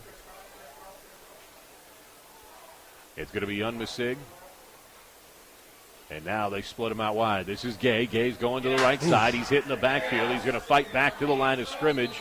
And it's going to be no gain for Gay coming around. That was Cameron Gay. And that'll set up 3rd down and 11. Well, I tell you what, the East Moline defense here in the second half certainly has been flying around to the ball. I don't know if it's a little lack of mental discipline on the part of our offense, thinking the game's in the bag, or if it's East Moline got a good talking to at halftime and it was really keying in on our plays, but they have done a good job, quite honestly, of shutting us down. 3rd and going to call it 12 Devils need to get to the 30-yard line. They're just inside the 42 of East Moline, leading 17-0. Devils, 4:49 to play. It's going to be Krikard. Rolls out to the near side, little bubble screen. He's got his man complete. Stop and go on the near side by Brockmiller. Brockmiller's to the 30. He's down to the 25. And Brockmiller's going to pick up 16 on 3rd and 12. Exciting in the air. Well, the listeners hopefully didn't hear the giant scream from our counterparts in the booth next door. The East Moline coaches thought he stepped out of bounds. I couldn't see it due to the sidelines of the players down here. But what a first down. He kind of spun out of a tackle there that I thought was going to have 2 or 3 yards short of the first down. Brockmiller showing he's dangerous wherever you get him the ball. Like a Tavon Austin in that regard. Yeah. Just get his still ball in in the his league? hands. Yeah, he's with the Rams. 4:22 to go here in the 3rd quarter.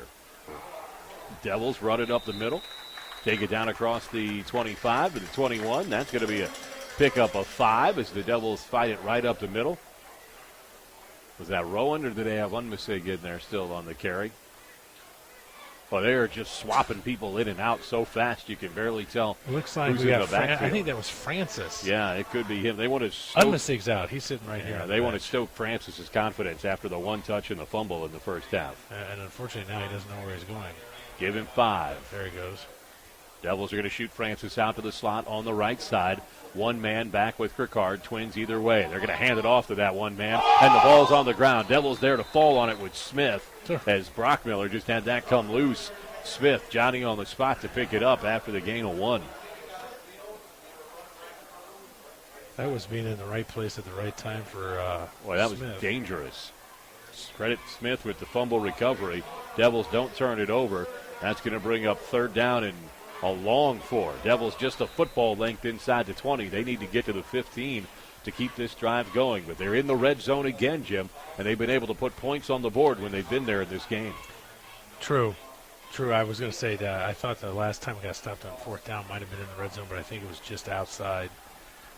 2:50 to go, 3rd quarter, 17-0.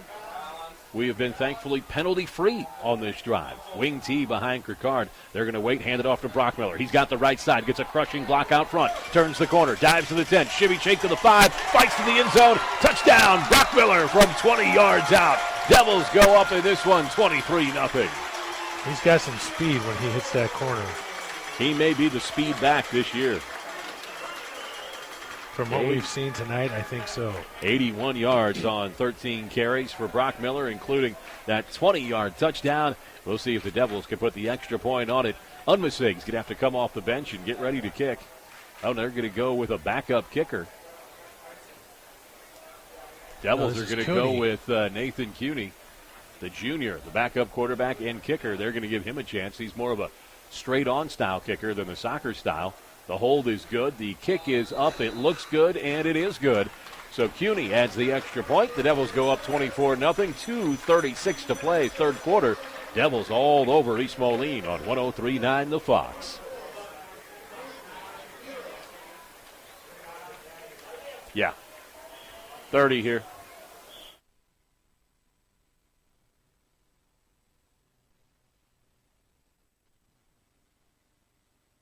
In the past, everyone came to you and you did business at your own kitchen table.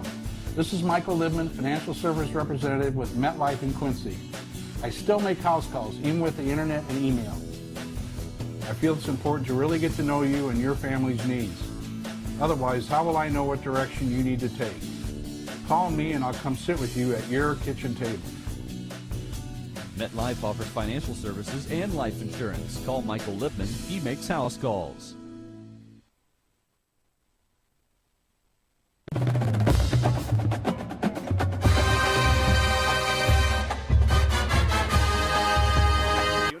.236 to go. Sean Secrease along with Jim Hansen will be on the road next week. The Devils will take on Peoria Notre Dame. That's going to be played at Peoria Richwood. So if you're thinking about going on the road with us, first of all, make your own reservations for Jim's back seat. Secondly, don't go to the wrong stadium in Peoria. We're going to be at Richwoods for the game next week against Peoria Notre Dame. What do those tickets sell for in the back seat of your ride? There's not enough money to be had. I thought so. Those seats are reserved. Devils kick it away. Shorter kick taken and dropped at the 17. East Moline can't find the handle. East Moline now seam up the middle late and down at the 25-yard line after a quick gain of 7. Great recovery on the return by Kane Jackson. Jackson, first time he's had trouble with it tonight. The back seat's like business class. It's like first class. Limited amounts. They go quick.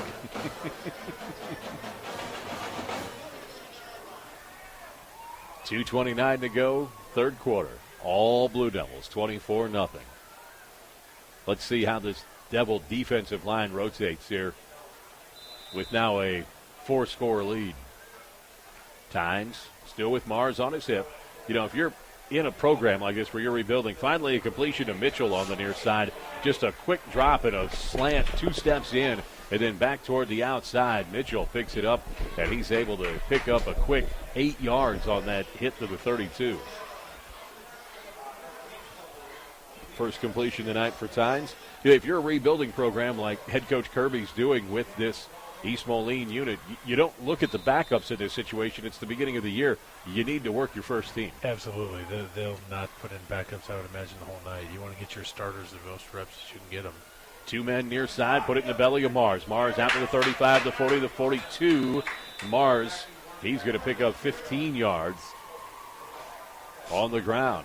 That's his biggest run of the night tonight. He'd been held to 8 for his longest run before that. With that 15-yard pickup, he's got 40 on 10 carries. Move the sticks out to the 41-yard line. And it's 1st and 10 for East Moline. Minute 47 to go, third quarter. Time runs, Twins to the near side. Single man to the outside.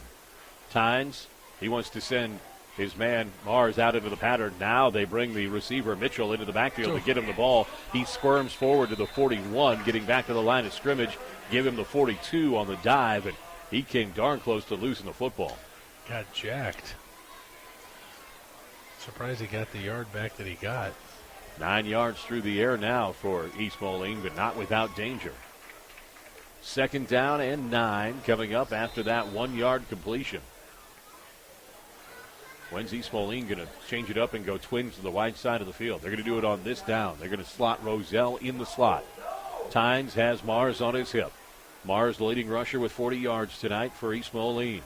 Tynes, 39 yards of his own. He's going to go, and he's tripped up. Oh, he hands it off late. It's Tynes. He pulls it out of the belly of Mars. Mars took a heavy, hard shot on the near side, but sold the play, and Tynes is across midfield down to the 44, where he's able to pick up a nice chunk of 14 yards for Tynes. He's now their leading rusher. He's got 53. You know, they get some better blocking. This team later in the season could be a lot different than what we're seeing here tonight. They could be a team that develops and kind of gets a little scary. Off the handoff, it's going to be Mars. He spun around, hit at the 40, dropped at the 39, give him a pickup of 5. And they're starting to find some rhythm on the ground here against the Devils. Well, we've got some substitutions now coming in on the defensive line. Prost is back in, Paul's back in, Anders comes out, and Schluter comes out. Final seconds of this third quarter ticking down. Now 15 seconds to go. We'll be under 10 when they hike it. Devils leading 24-0. Probably final play of the third quarter coming up here. Send Mars out into the pattern. Tynes wants to take it alone. He jumps to the 35, now the 30. Back inside and gets an ankle tackle down to the 27. And he's going to be down there after a gain of 12 and another first down for East Moline. 65 yards for Tynes on 10 carries now. Less than a second as soon as they wind this clock. The third quarter going to come to an end. And that's going to do it. We'll go to the fourth quarter. East Moline driving. This drive started at their own 26. They're down to the Blue Devil 28, threatening the red zone. But the Devils lead this one 24-0 as we head to the fourth quarter on 103.9 The Fox. It's coming to Quincy, and it's a game changer. Fiber is the fastest technology available, and Adams is bringing fiber to the home. Nothing else compares to fiber, and Adams will be connecting Quincy neighborhoods to this lightning-fast internet and telephone service with no gimmick pricing and local service. Find out how your neighborhood can become a fiberhood. Just take the quick survey at followthefiber.net. Adams, the better and now faster way to connect. Your State Farm agent, Charles Schultz, can help get you to a better state. From cost to coverage, Charles can develop a plan just for you. This is Charles Schultz. Call me at 224-6665 or drop by my office next to County Market at 48th and Broadway. And together, we'll review your insurance needs.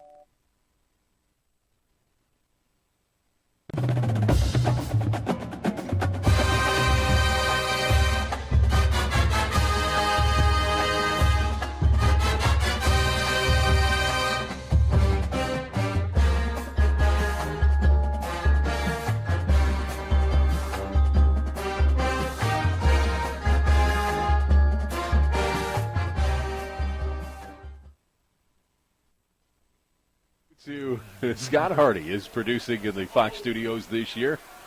Yes, the punt of 0. That happened from East Moline earlier in this game. Jump ball on the near side, nearly picked off by Gay. He went up mano a mano with Kane Jackson.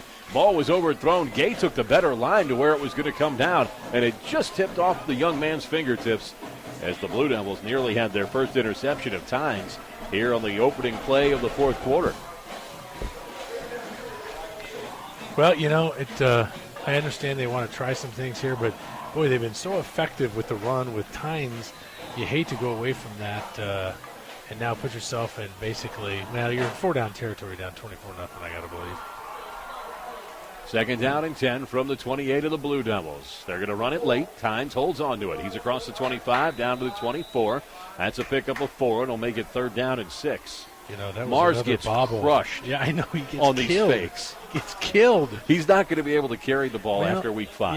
And the problem is what they do is I think they're leaving the defensive end unblocked, and that's who they're optioning off of. And he's just crashing down on him every time. And you're seeing, and it's true, timeout taken now by East Moline. They want to talk it over on 3rd and 5.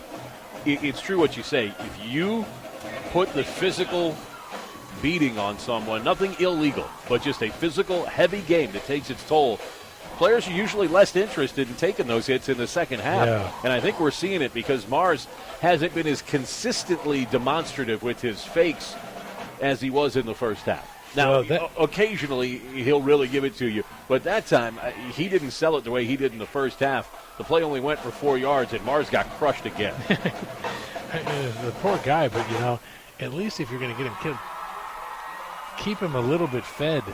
Give him the ball he's carried it 11 times. Tynes has kept it 11 times. Now, they fed Mars a little bit more in the first half, just 4 carries here in the second half. 11:37 to go. Devils leading this one 24-0. Power run off the right side for Mars. He breaks it inside the 20, the 15, down to the 10, and he is inside the 9.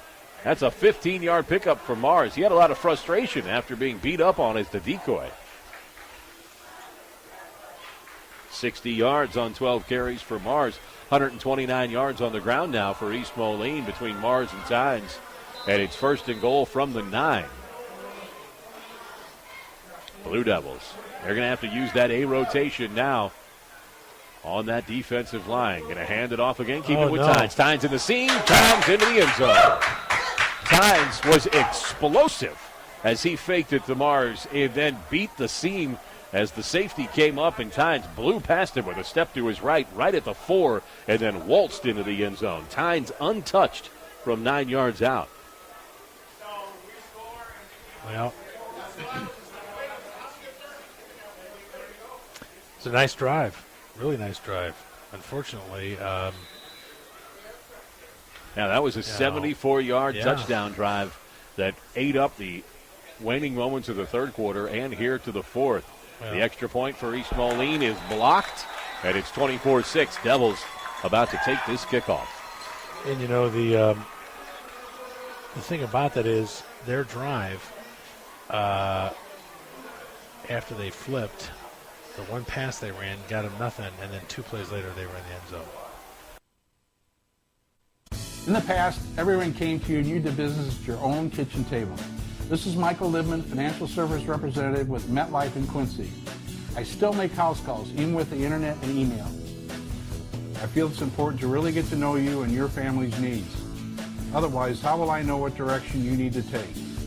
Call me and I'll come sit with you at your kitchen table. MetLife offers financial services and life insurance. Call Michael Lipman. He makes house calls.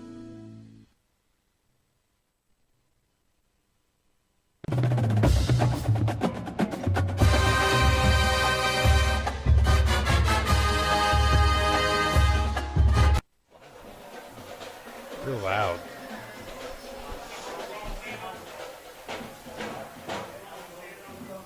.8:38 to go, fourth quarter. Blue Devils on top, 20-46. Sean Seacrease along with Jim Hansen on 103.9 The Fox. Devils trying to stop a 1st and 10 from their own 11. Handed off, it's Mars. He's into the end zone. Mars is ferocious coming out of that backfield. And let's make sure there's no flags down. There aren't, and so that's going to stand. Mars in from 11.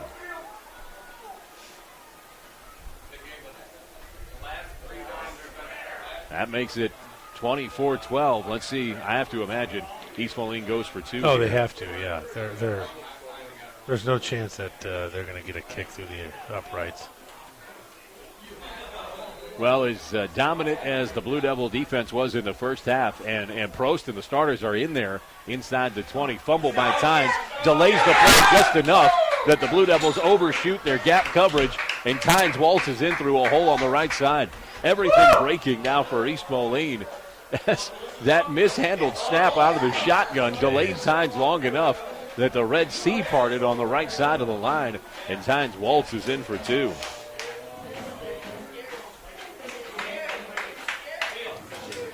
So now, Jim, life in this East Moline unit. Now with 8.5 to play. We were talking about the last drive for the Devils. Could have been a game winner if you take 6 minutes off the clock. They didn't take but a minute off the clock. And in less than 90 seconds, East Moline punches it in. Now you're only up 10, 24-14, and you got a ball game on your hands. Yeah, you got 8.5 minutes left. Your offense better do something. They've gone 3 and out, the last 2 series? Yes. Yeah, you turned it over on downs on your first possession, punted on your last one. You had the 20-yard touchdown from Brockmiller in between. But right now, this is a rolling East Moline team. Devils back to return it with Gay. He's at the 15. To kick it away is Hill. Hill. Slow approach. Puts the boot to it. Devils going to get this one in good position with Gay. It bounces right to him. Now he fumbles it. Back at the 10. He needs to line up a return out to the 15. He gets tripped up on the 16 and down at the 17. Well, he looked like he literally tripped over the line marker, bursting on his angle through the hole to come to the near side and try to spread the open field. Well, your offense better step up and do something here. Blue Devils take over with 8:28 on the clock. 1st and 10 from their own 17. Devils thinking about how they're going to regain their rhythm and put this game away. Center of the field. Blue Devils come out in the wing tee. Cricard under center. Takes the snap. Early handoff, and the Devils are going to get nothing. Getting nothing. Handing it off to Brockmiller off the far side. You can hear the East Moline coaching staff going crazy in the booth next to us, but one stat they just rattled off is out of the last 4 series, 3 times on first down we ran the dive. So they immediately, on the headset downstairs, said, watch the dive. What do we run? We run a dive. Devils need to show a little more creativity out of the playbook. They're going to go with a late handoff, come near side for Brockmiller. Brockmiller at the 20, has the line to the 30, cuts it back into the 35, now the 37. Gain of 20 for Brockmiller, and he's over 100 on the night with 101. Well, that helps. I couldn't see who was the pulling guard on that to get out there and. Well, you have coming all the way from Gibson. Yeah, 65? Gibson was coming off the sideline where he had the block, so I imagine it was Damon Gibson.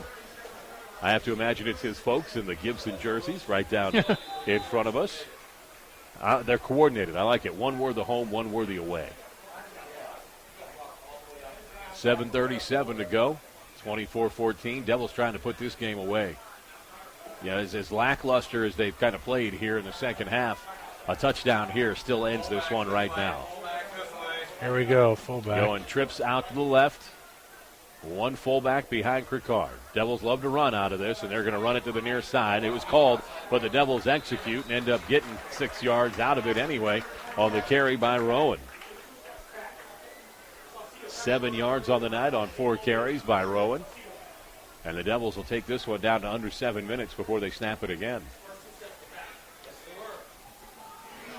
Unmisig back into the game my for the roster Devils. got cut off on number 89 for UT, and they have a defensive tackle number 99. You know what they do, and I made a note that's underneath this in the secret note spot. That's Gaskins. Oh, thank you. There you go, right there. I didn't check the secret note spot. If you have any other valuables, you can put them there as well. From the near side, hash marks, Devils pass There out we of the go. flats. Bubble screen to Holschlag. Holschlag's got the first down. Runs over a man at the 45 and gets knocked down at the 46. And Holschlag, he's able to pick up a hard-fought 9 yards for the Devils and move the chains. He's got 57 yards in the passing game, does Holschlag, on 3 catches and a touchdown. 93 yards for the Devils through the air, all off the right arm of Cricard. You like to see that. Devils mixing it up, moving the chains on the pass. In the game, yeah. Keep them off balance. I mean, they think we're just going to run it out. 6.5 to play now. Devils have had the ball for more than 2 minutes, and it's the first time that they've done that. They've done that only once out of their previous 5 possessions. Trips near side. Devils, quick handoff right to the fullback. Rowan going to pound his way across the 45 down to the 43. That'll be a gain of 3. 10 yards on 5 carries now. Not bad after being stymied on his first 2 attempts. Glad you're staying up late with us tonight.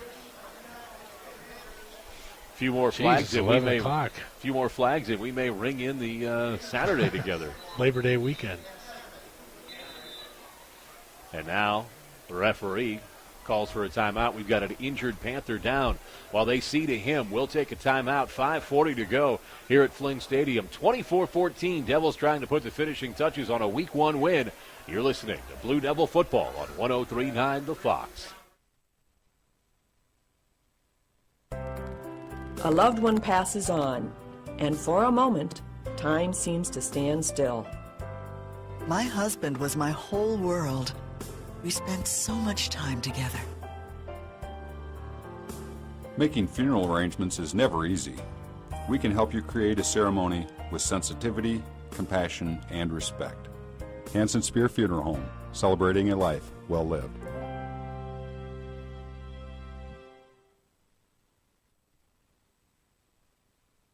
Oh, that story looks good. Let me click that link. What? Locked? Pay site? Why do they link stories that I can't see? I'm not paying for that. All of your online news at your fingertips is free on QuincyJournal.com. Quincy Journal also has a mobile site that fits your smartphone perfectly. And have you taken a peek at QJTV, QND Lady Raiders, Quincy High Blue Devils, QND Raiders games and more, live on QJTV. For the latest in politics, community news, and more, free every day, it's QuincyJournal.com.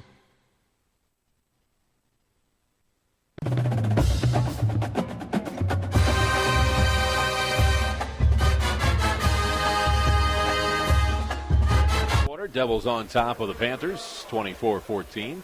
Devils on the road next week to take on Peoria Notre Dame. 7:30 kickoff, weather permitting. Pre-game show at 7:10. Hope we don't get into that routine this year. Devils, 2nd and 7 from the 43. Throw a bubble screen to Roots out here. Roots has the corner, 35 to the 30, 25. He's got the first down. He's on the edge of the red zone. And Roots, is this coming back? There's a flag down at the 37. That is a late flag. Ruth was down inside the 25. That flag is all the way back on the 37. And if this is a block in the back, it's coming back and going to set the Devils back an extra 10. It certainly can't be ineligible man downfield. It was a one-step drop. No flag. They're going to wave the flag off. All right, I like that play. So give him forward progress from the 43 down to, they're going to say he stepped out of bounds at the 24-yard line. So that'd be, nope, they're going to back him up now to where? Now the officials can't determine where the play ended. They're just going to put it on the 25 and say good enough. So gain of 18 for Roos through the air. Devils now over 100 yards in the passing game as well. 111 to be precise. Going to fake it and hand it off. It's a late handoff to Smith, and he's into the end zone. Smith breaks free, does the hard running in the middle of the field, gets wide to the left and runs it in from 25 yards out. They talked about the talent of Devin Smith, the sophomore, who crushed last year at the lower levels. It was enough to get him a promotion to the starting backfield, and he pays it off with a 25-yard touchdown to put this game away late. That was a nice run. I actually can't say much more than that because I thought the ball was given to Unnessing on the dive. We've had some and great I lost fakes where tonight. Smith was. So Smith, after the Devils started deep in their own territory, right around their own 25, this extra point is no good. Jailbreak right up the middle, and no chance that time for the Devils to even get the kick off. So the Devils stymied in the kicking game. That is rare, and they're going to hold on to a 30-14 lead with 5:21 to play. The Devils will kick it off next and try and seal this win on 103.9 The Fox. Around here, people matter, and relationships are built on trust. That's the way it is at Town & Country Bank. Real people who like things simple, honest, and done right. And our roots are right here, so we're truly local. If you already do business with us, then you know how good banking can be. And if you're not, well, maybe you should. Town & Country Bank. You'll like how we do business. Part of the HNB Bank family. Federated Insurance is a lot like the family businesses we help protect. For 105 years and counting, Federated has shared the common values that have served our clients well. Federated Insurance, it's our business to protect yours. Call Tony Reese in Quincy at 223-4623. In the past, everyone came to you and you did business at your own kitchen table. This is Michael Libman, Financial Service Representative with MetLife in Quincy. I still make house calls, even with the Against East Moline, the Devils had 39 rushes for 320 yards. We're just 4 of 5 through the air for 30, and we're +1 in the turnover game. Tonight, they're -1 in the turnover game, rather -2. But they're winning this one 30-14. Short kick, and the Devils have not come anywhere close to equaling last year's gaudy rushing total. Down at the 31 on the return is Sandholm, and it'll be 1st and 10 from the 31 for East Moline. Jim, the Blue Devils so far tonight have run for just over 200 yards, but the passing game has been firing. They've been able to throw for 111 yards and a touchdown while going 6 of 13 through the air.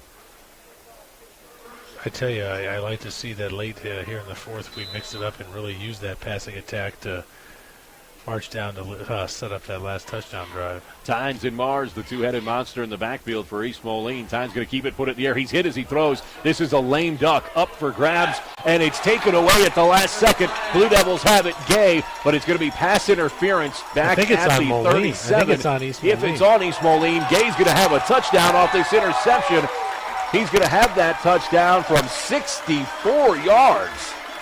Let's see where this sits. There are no other flags on the field besides the one at the Blue Devil 37-yard line. They're calling that on us? You're kidding me. Mitchell pushed off, and then there was contact as the ball was coming down. Wow. It looked like, I thought the Blue Devils might have gotten him right in the midsection, but we'll see. This is a big call It's either possession for East Moline or a game-finishing interception, pick six for the Blue Devils and Gay.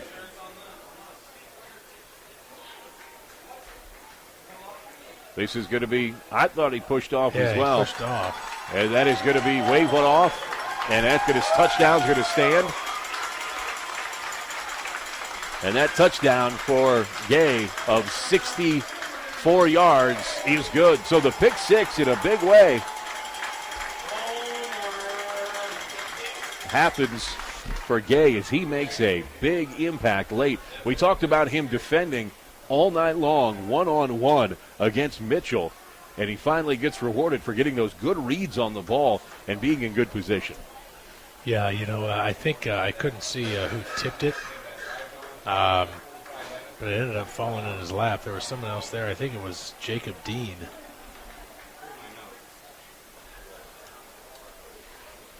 Well, the INT and the score has really silenced any enthusiasm that East Moline has going here tonight at Flynn Stadium. Great pick by Cameron Gay for the 64-yard interception touchdown return. On the kick, the Devils look for the extra point. The blocking is better. The kick is up and good. And the Devils lead this one 37-14. A wild night in which we've been adrift in flags. One is crucially called offensive pass interference against East Moline, and that leads to the pick six by Gay. Devils will kick it away with just 5 minutes to go in the season opener. They lead at 37-14 over East Moline on 103.9 The Fox. In the past, everyone came to you and you did business at your own kitchen table. This is Michael Libman, Financial Service Representative with MetLife in Quincy. I still make house calls, even with the internet and email. I feel it's important to really get to know you and your family's needs. Otherwise, how will I know what direction you need to take? Call me and I'll come sit with you at your kitchen table. MetLife offers financial services and life insurance. Call Michael Lipman. He makes house calls.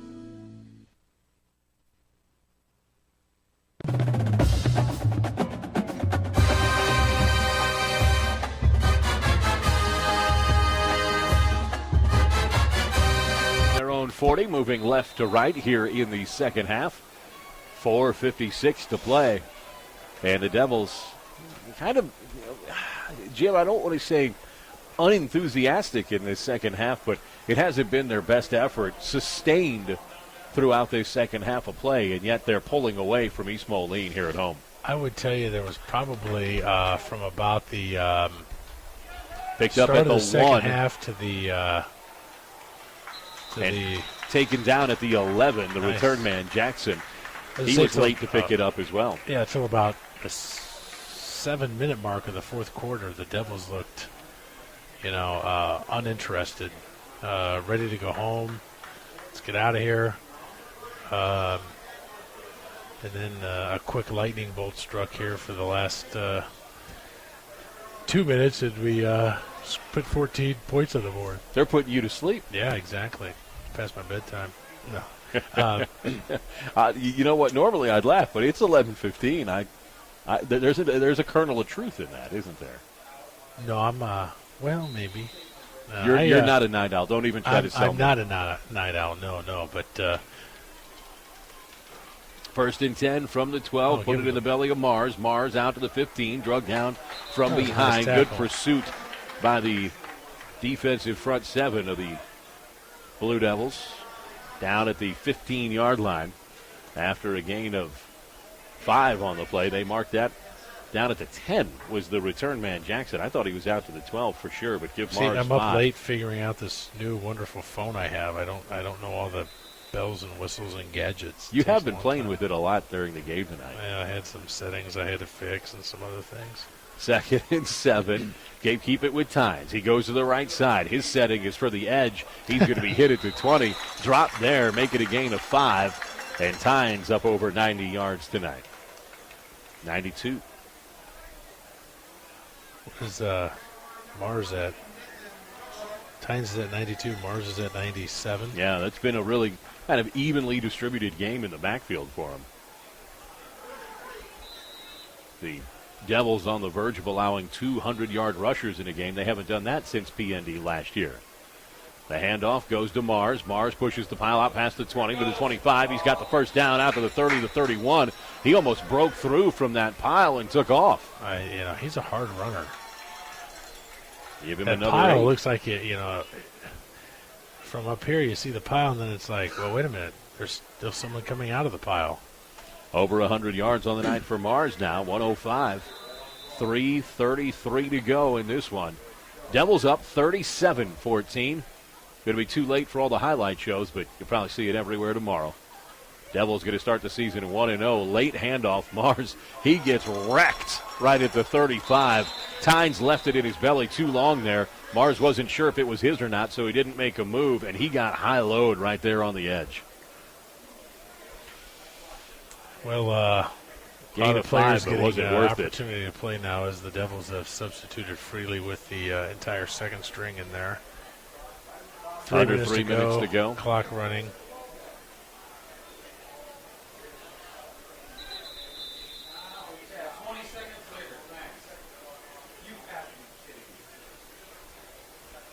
Blue Devils have those substitutes in.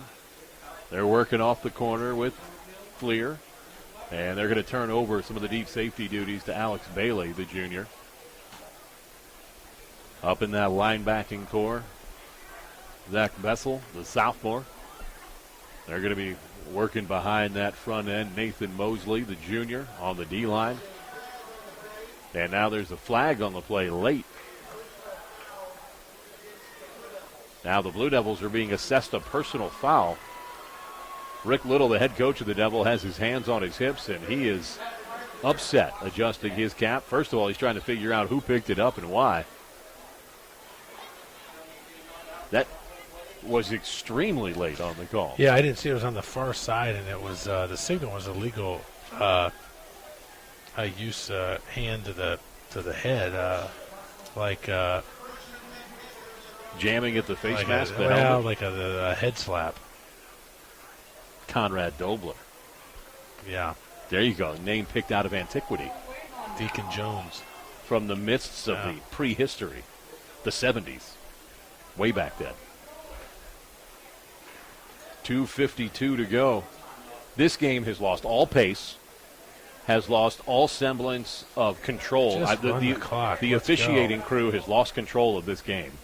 Not that there's been hijinks on the field as far as fights or violence or anything out of the ordinary, but the officiating crew just looks bewildered about what the calls are, how to march it off, how to keep any semblance of time on the clock. Now they just added 20 seconds to the clock. And it has been just complete chaos. And now Tynes misses the snap. He goes back. He's under heavy pressure, turns the corner. This turned it into a broken play. He's knocked down at the 40. That's going to be officially a loss of 9 on the play. And that play typifies this second half. Yes. I mean, just in total for both teams and the officiating crew. I'm waiting for someone to come and tell me I have to spend the night here. Sir, you're past to leave the press box. It's been revoked. We'll lock up. Someone will get you in the morning. You don't have the cooler, do you? That would be big time. Underthrown on the sideline and incomplete. Tynes couldn't step up into the pocket. He was smoked as he let that one go.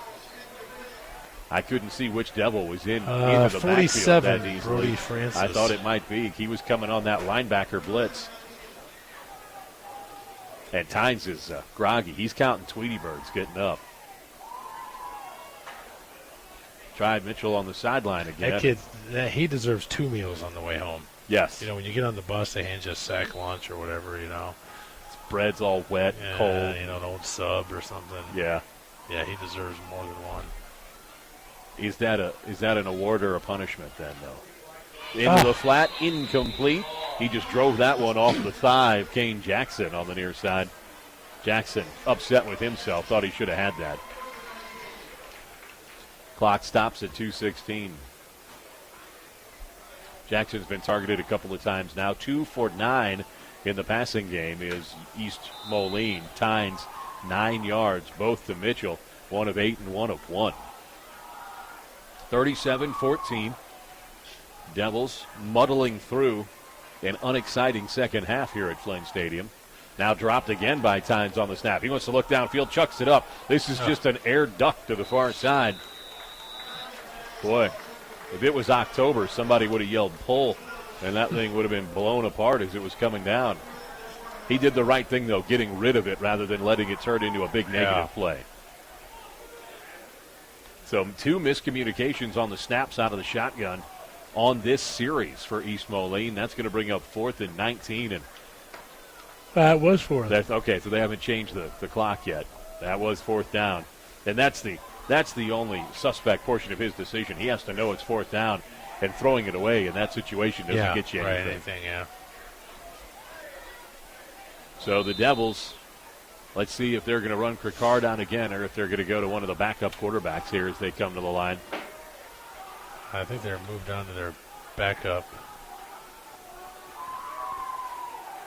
That's going to be Devin Austin, the junior quarterback. We have a false start already. Yeah. Austin was making sure everyone was in the right spot, and he kind of flinched the wrong way, and then the line moved.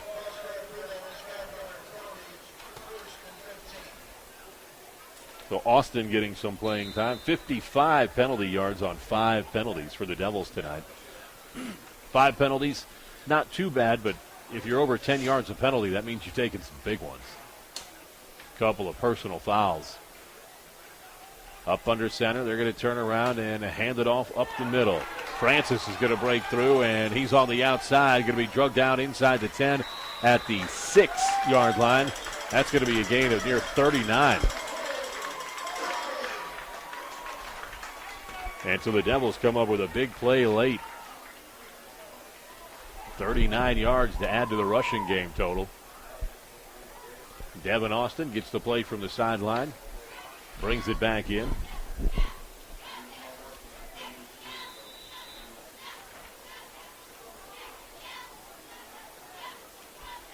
He's got 44 yards on the night. And the handoff going to be, it's a broken play. Blue Devils can't get it past the 10. They're going to be down for a loss of 2. Boy, Jackson never looked comfortable with the way that play developed. And the Devils couldn't go anywhere with it.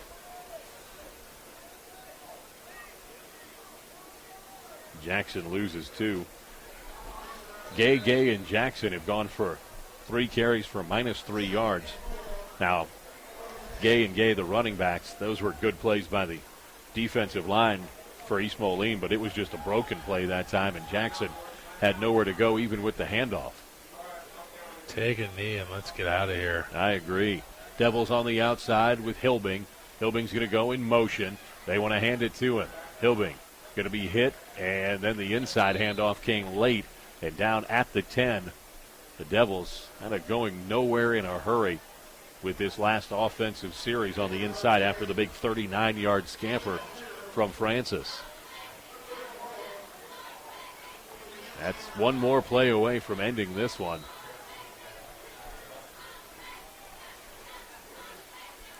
And it is going to be a lethargic end. A game that kicked off an hour and 20 minutes late tonight because of a weather delay. Saw its exciting moments in the first half, but a second half just felt like you were pushing your way through jello with everything that was happening on the field. Devils want to run it one more time. Bring Hilbing off the corner. He's going to be hit at the 4, and that's going to be it. The Devils going to run out the clock with just 9 seconds to go. And Hilbing gets the last 4 yards of the night on a night when the Devils walk it out to a 37-14 win over East Moline. Now 12 years in a row the Devils have beat East Moline. The streak continues, and the Devils get off to the start they had to have, Jim, the win at home tonight. Yeah, the second half was very lethargic, unimpressive. They did enough to get it done. George Cricard Sr. down there ringing his cowbell. Staring at you. Yeah, I sent him a text. I said, turn that damn cowbell off. But, you know, let's be honest. The Blue Devils got 2 scores in the second half. Okay, 2 scores. One was a 63-yard interception return, okay? And the other one was the one drive we had. We had 0 other drives in the second half. So the Blue Devils capitalizing on 2 long drives and then the 64-yard interception and pick 6 by Gay to put this one out of reach at the end. The Devils win it by the final of 37-14. We'll have the post-game show coming up next. And thank you for joining us at QuincyJournal.com as well for our coverage tonight. The post-game show, it's next after the Devils win in Week 1 on 103.9 The Fox. In the past, everyone came to you and you did business at your own kitchen table. This is Michael Libman, Financial Service Representative with MetLife in Quincy. I still make house calls, even with the internet and email. I feel it's important to really get to know you and your family's needs. Otherwise, how will I know what direction you need to take? Call me and I'll come sit with you at your kitchen table. MetLife offers financial services and life insurance. Call Michael Lipman. He makes house calls.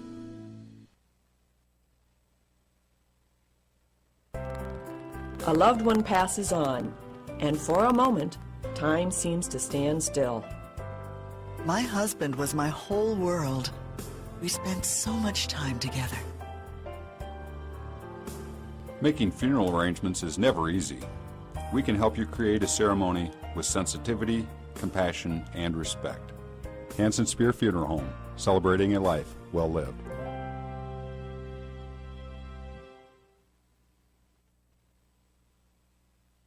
It's coming to Quincy, and it's a game changer. Fiber is the fastest technology available, and Adams is bringing fiber to the home. Nothing else compares to fiber, and Adams will be connecting Quincy neighborhoods to this lightning-fast internet and telephone service with no gimmick pricing and local service. Find out how your neighborhood can become a fiberhood. Just take the quick survey at followthefiber.net. Adams, the better and now faster way to connect. Your State Farm agent, Charles Schultz, can help get you to a better state. From cost to coverage, Charles can develop a plan just for you. This is Charles Schultz. Call me at 224-6665 or drop by my office next to County Market at 48th and Broadway. And together, we'll review your insurance needs.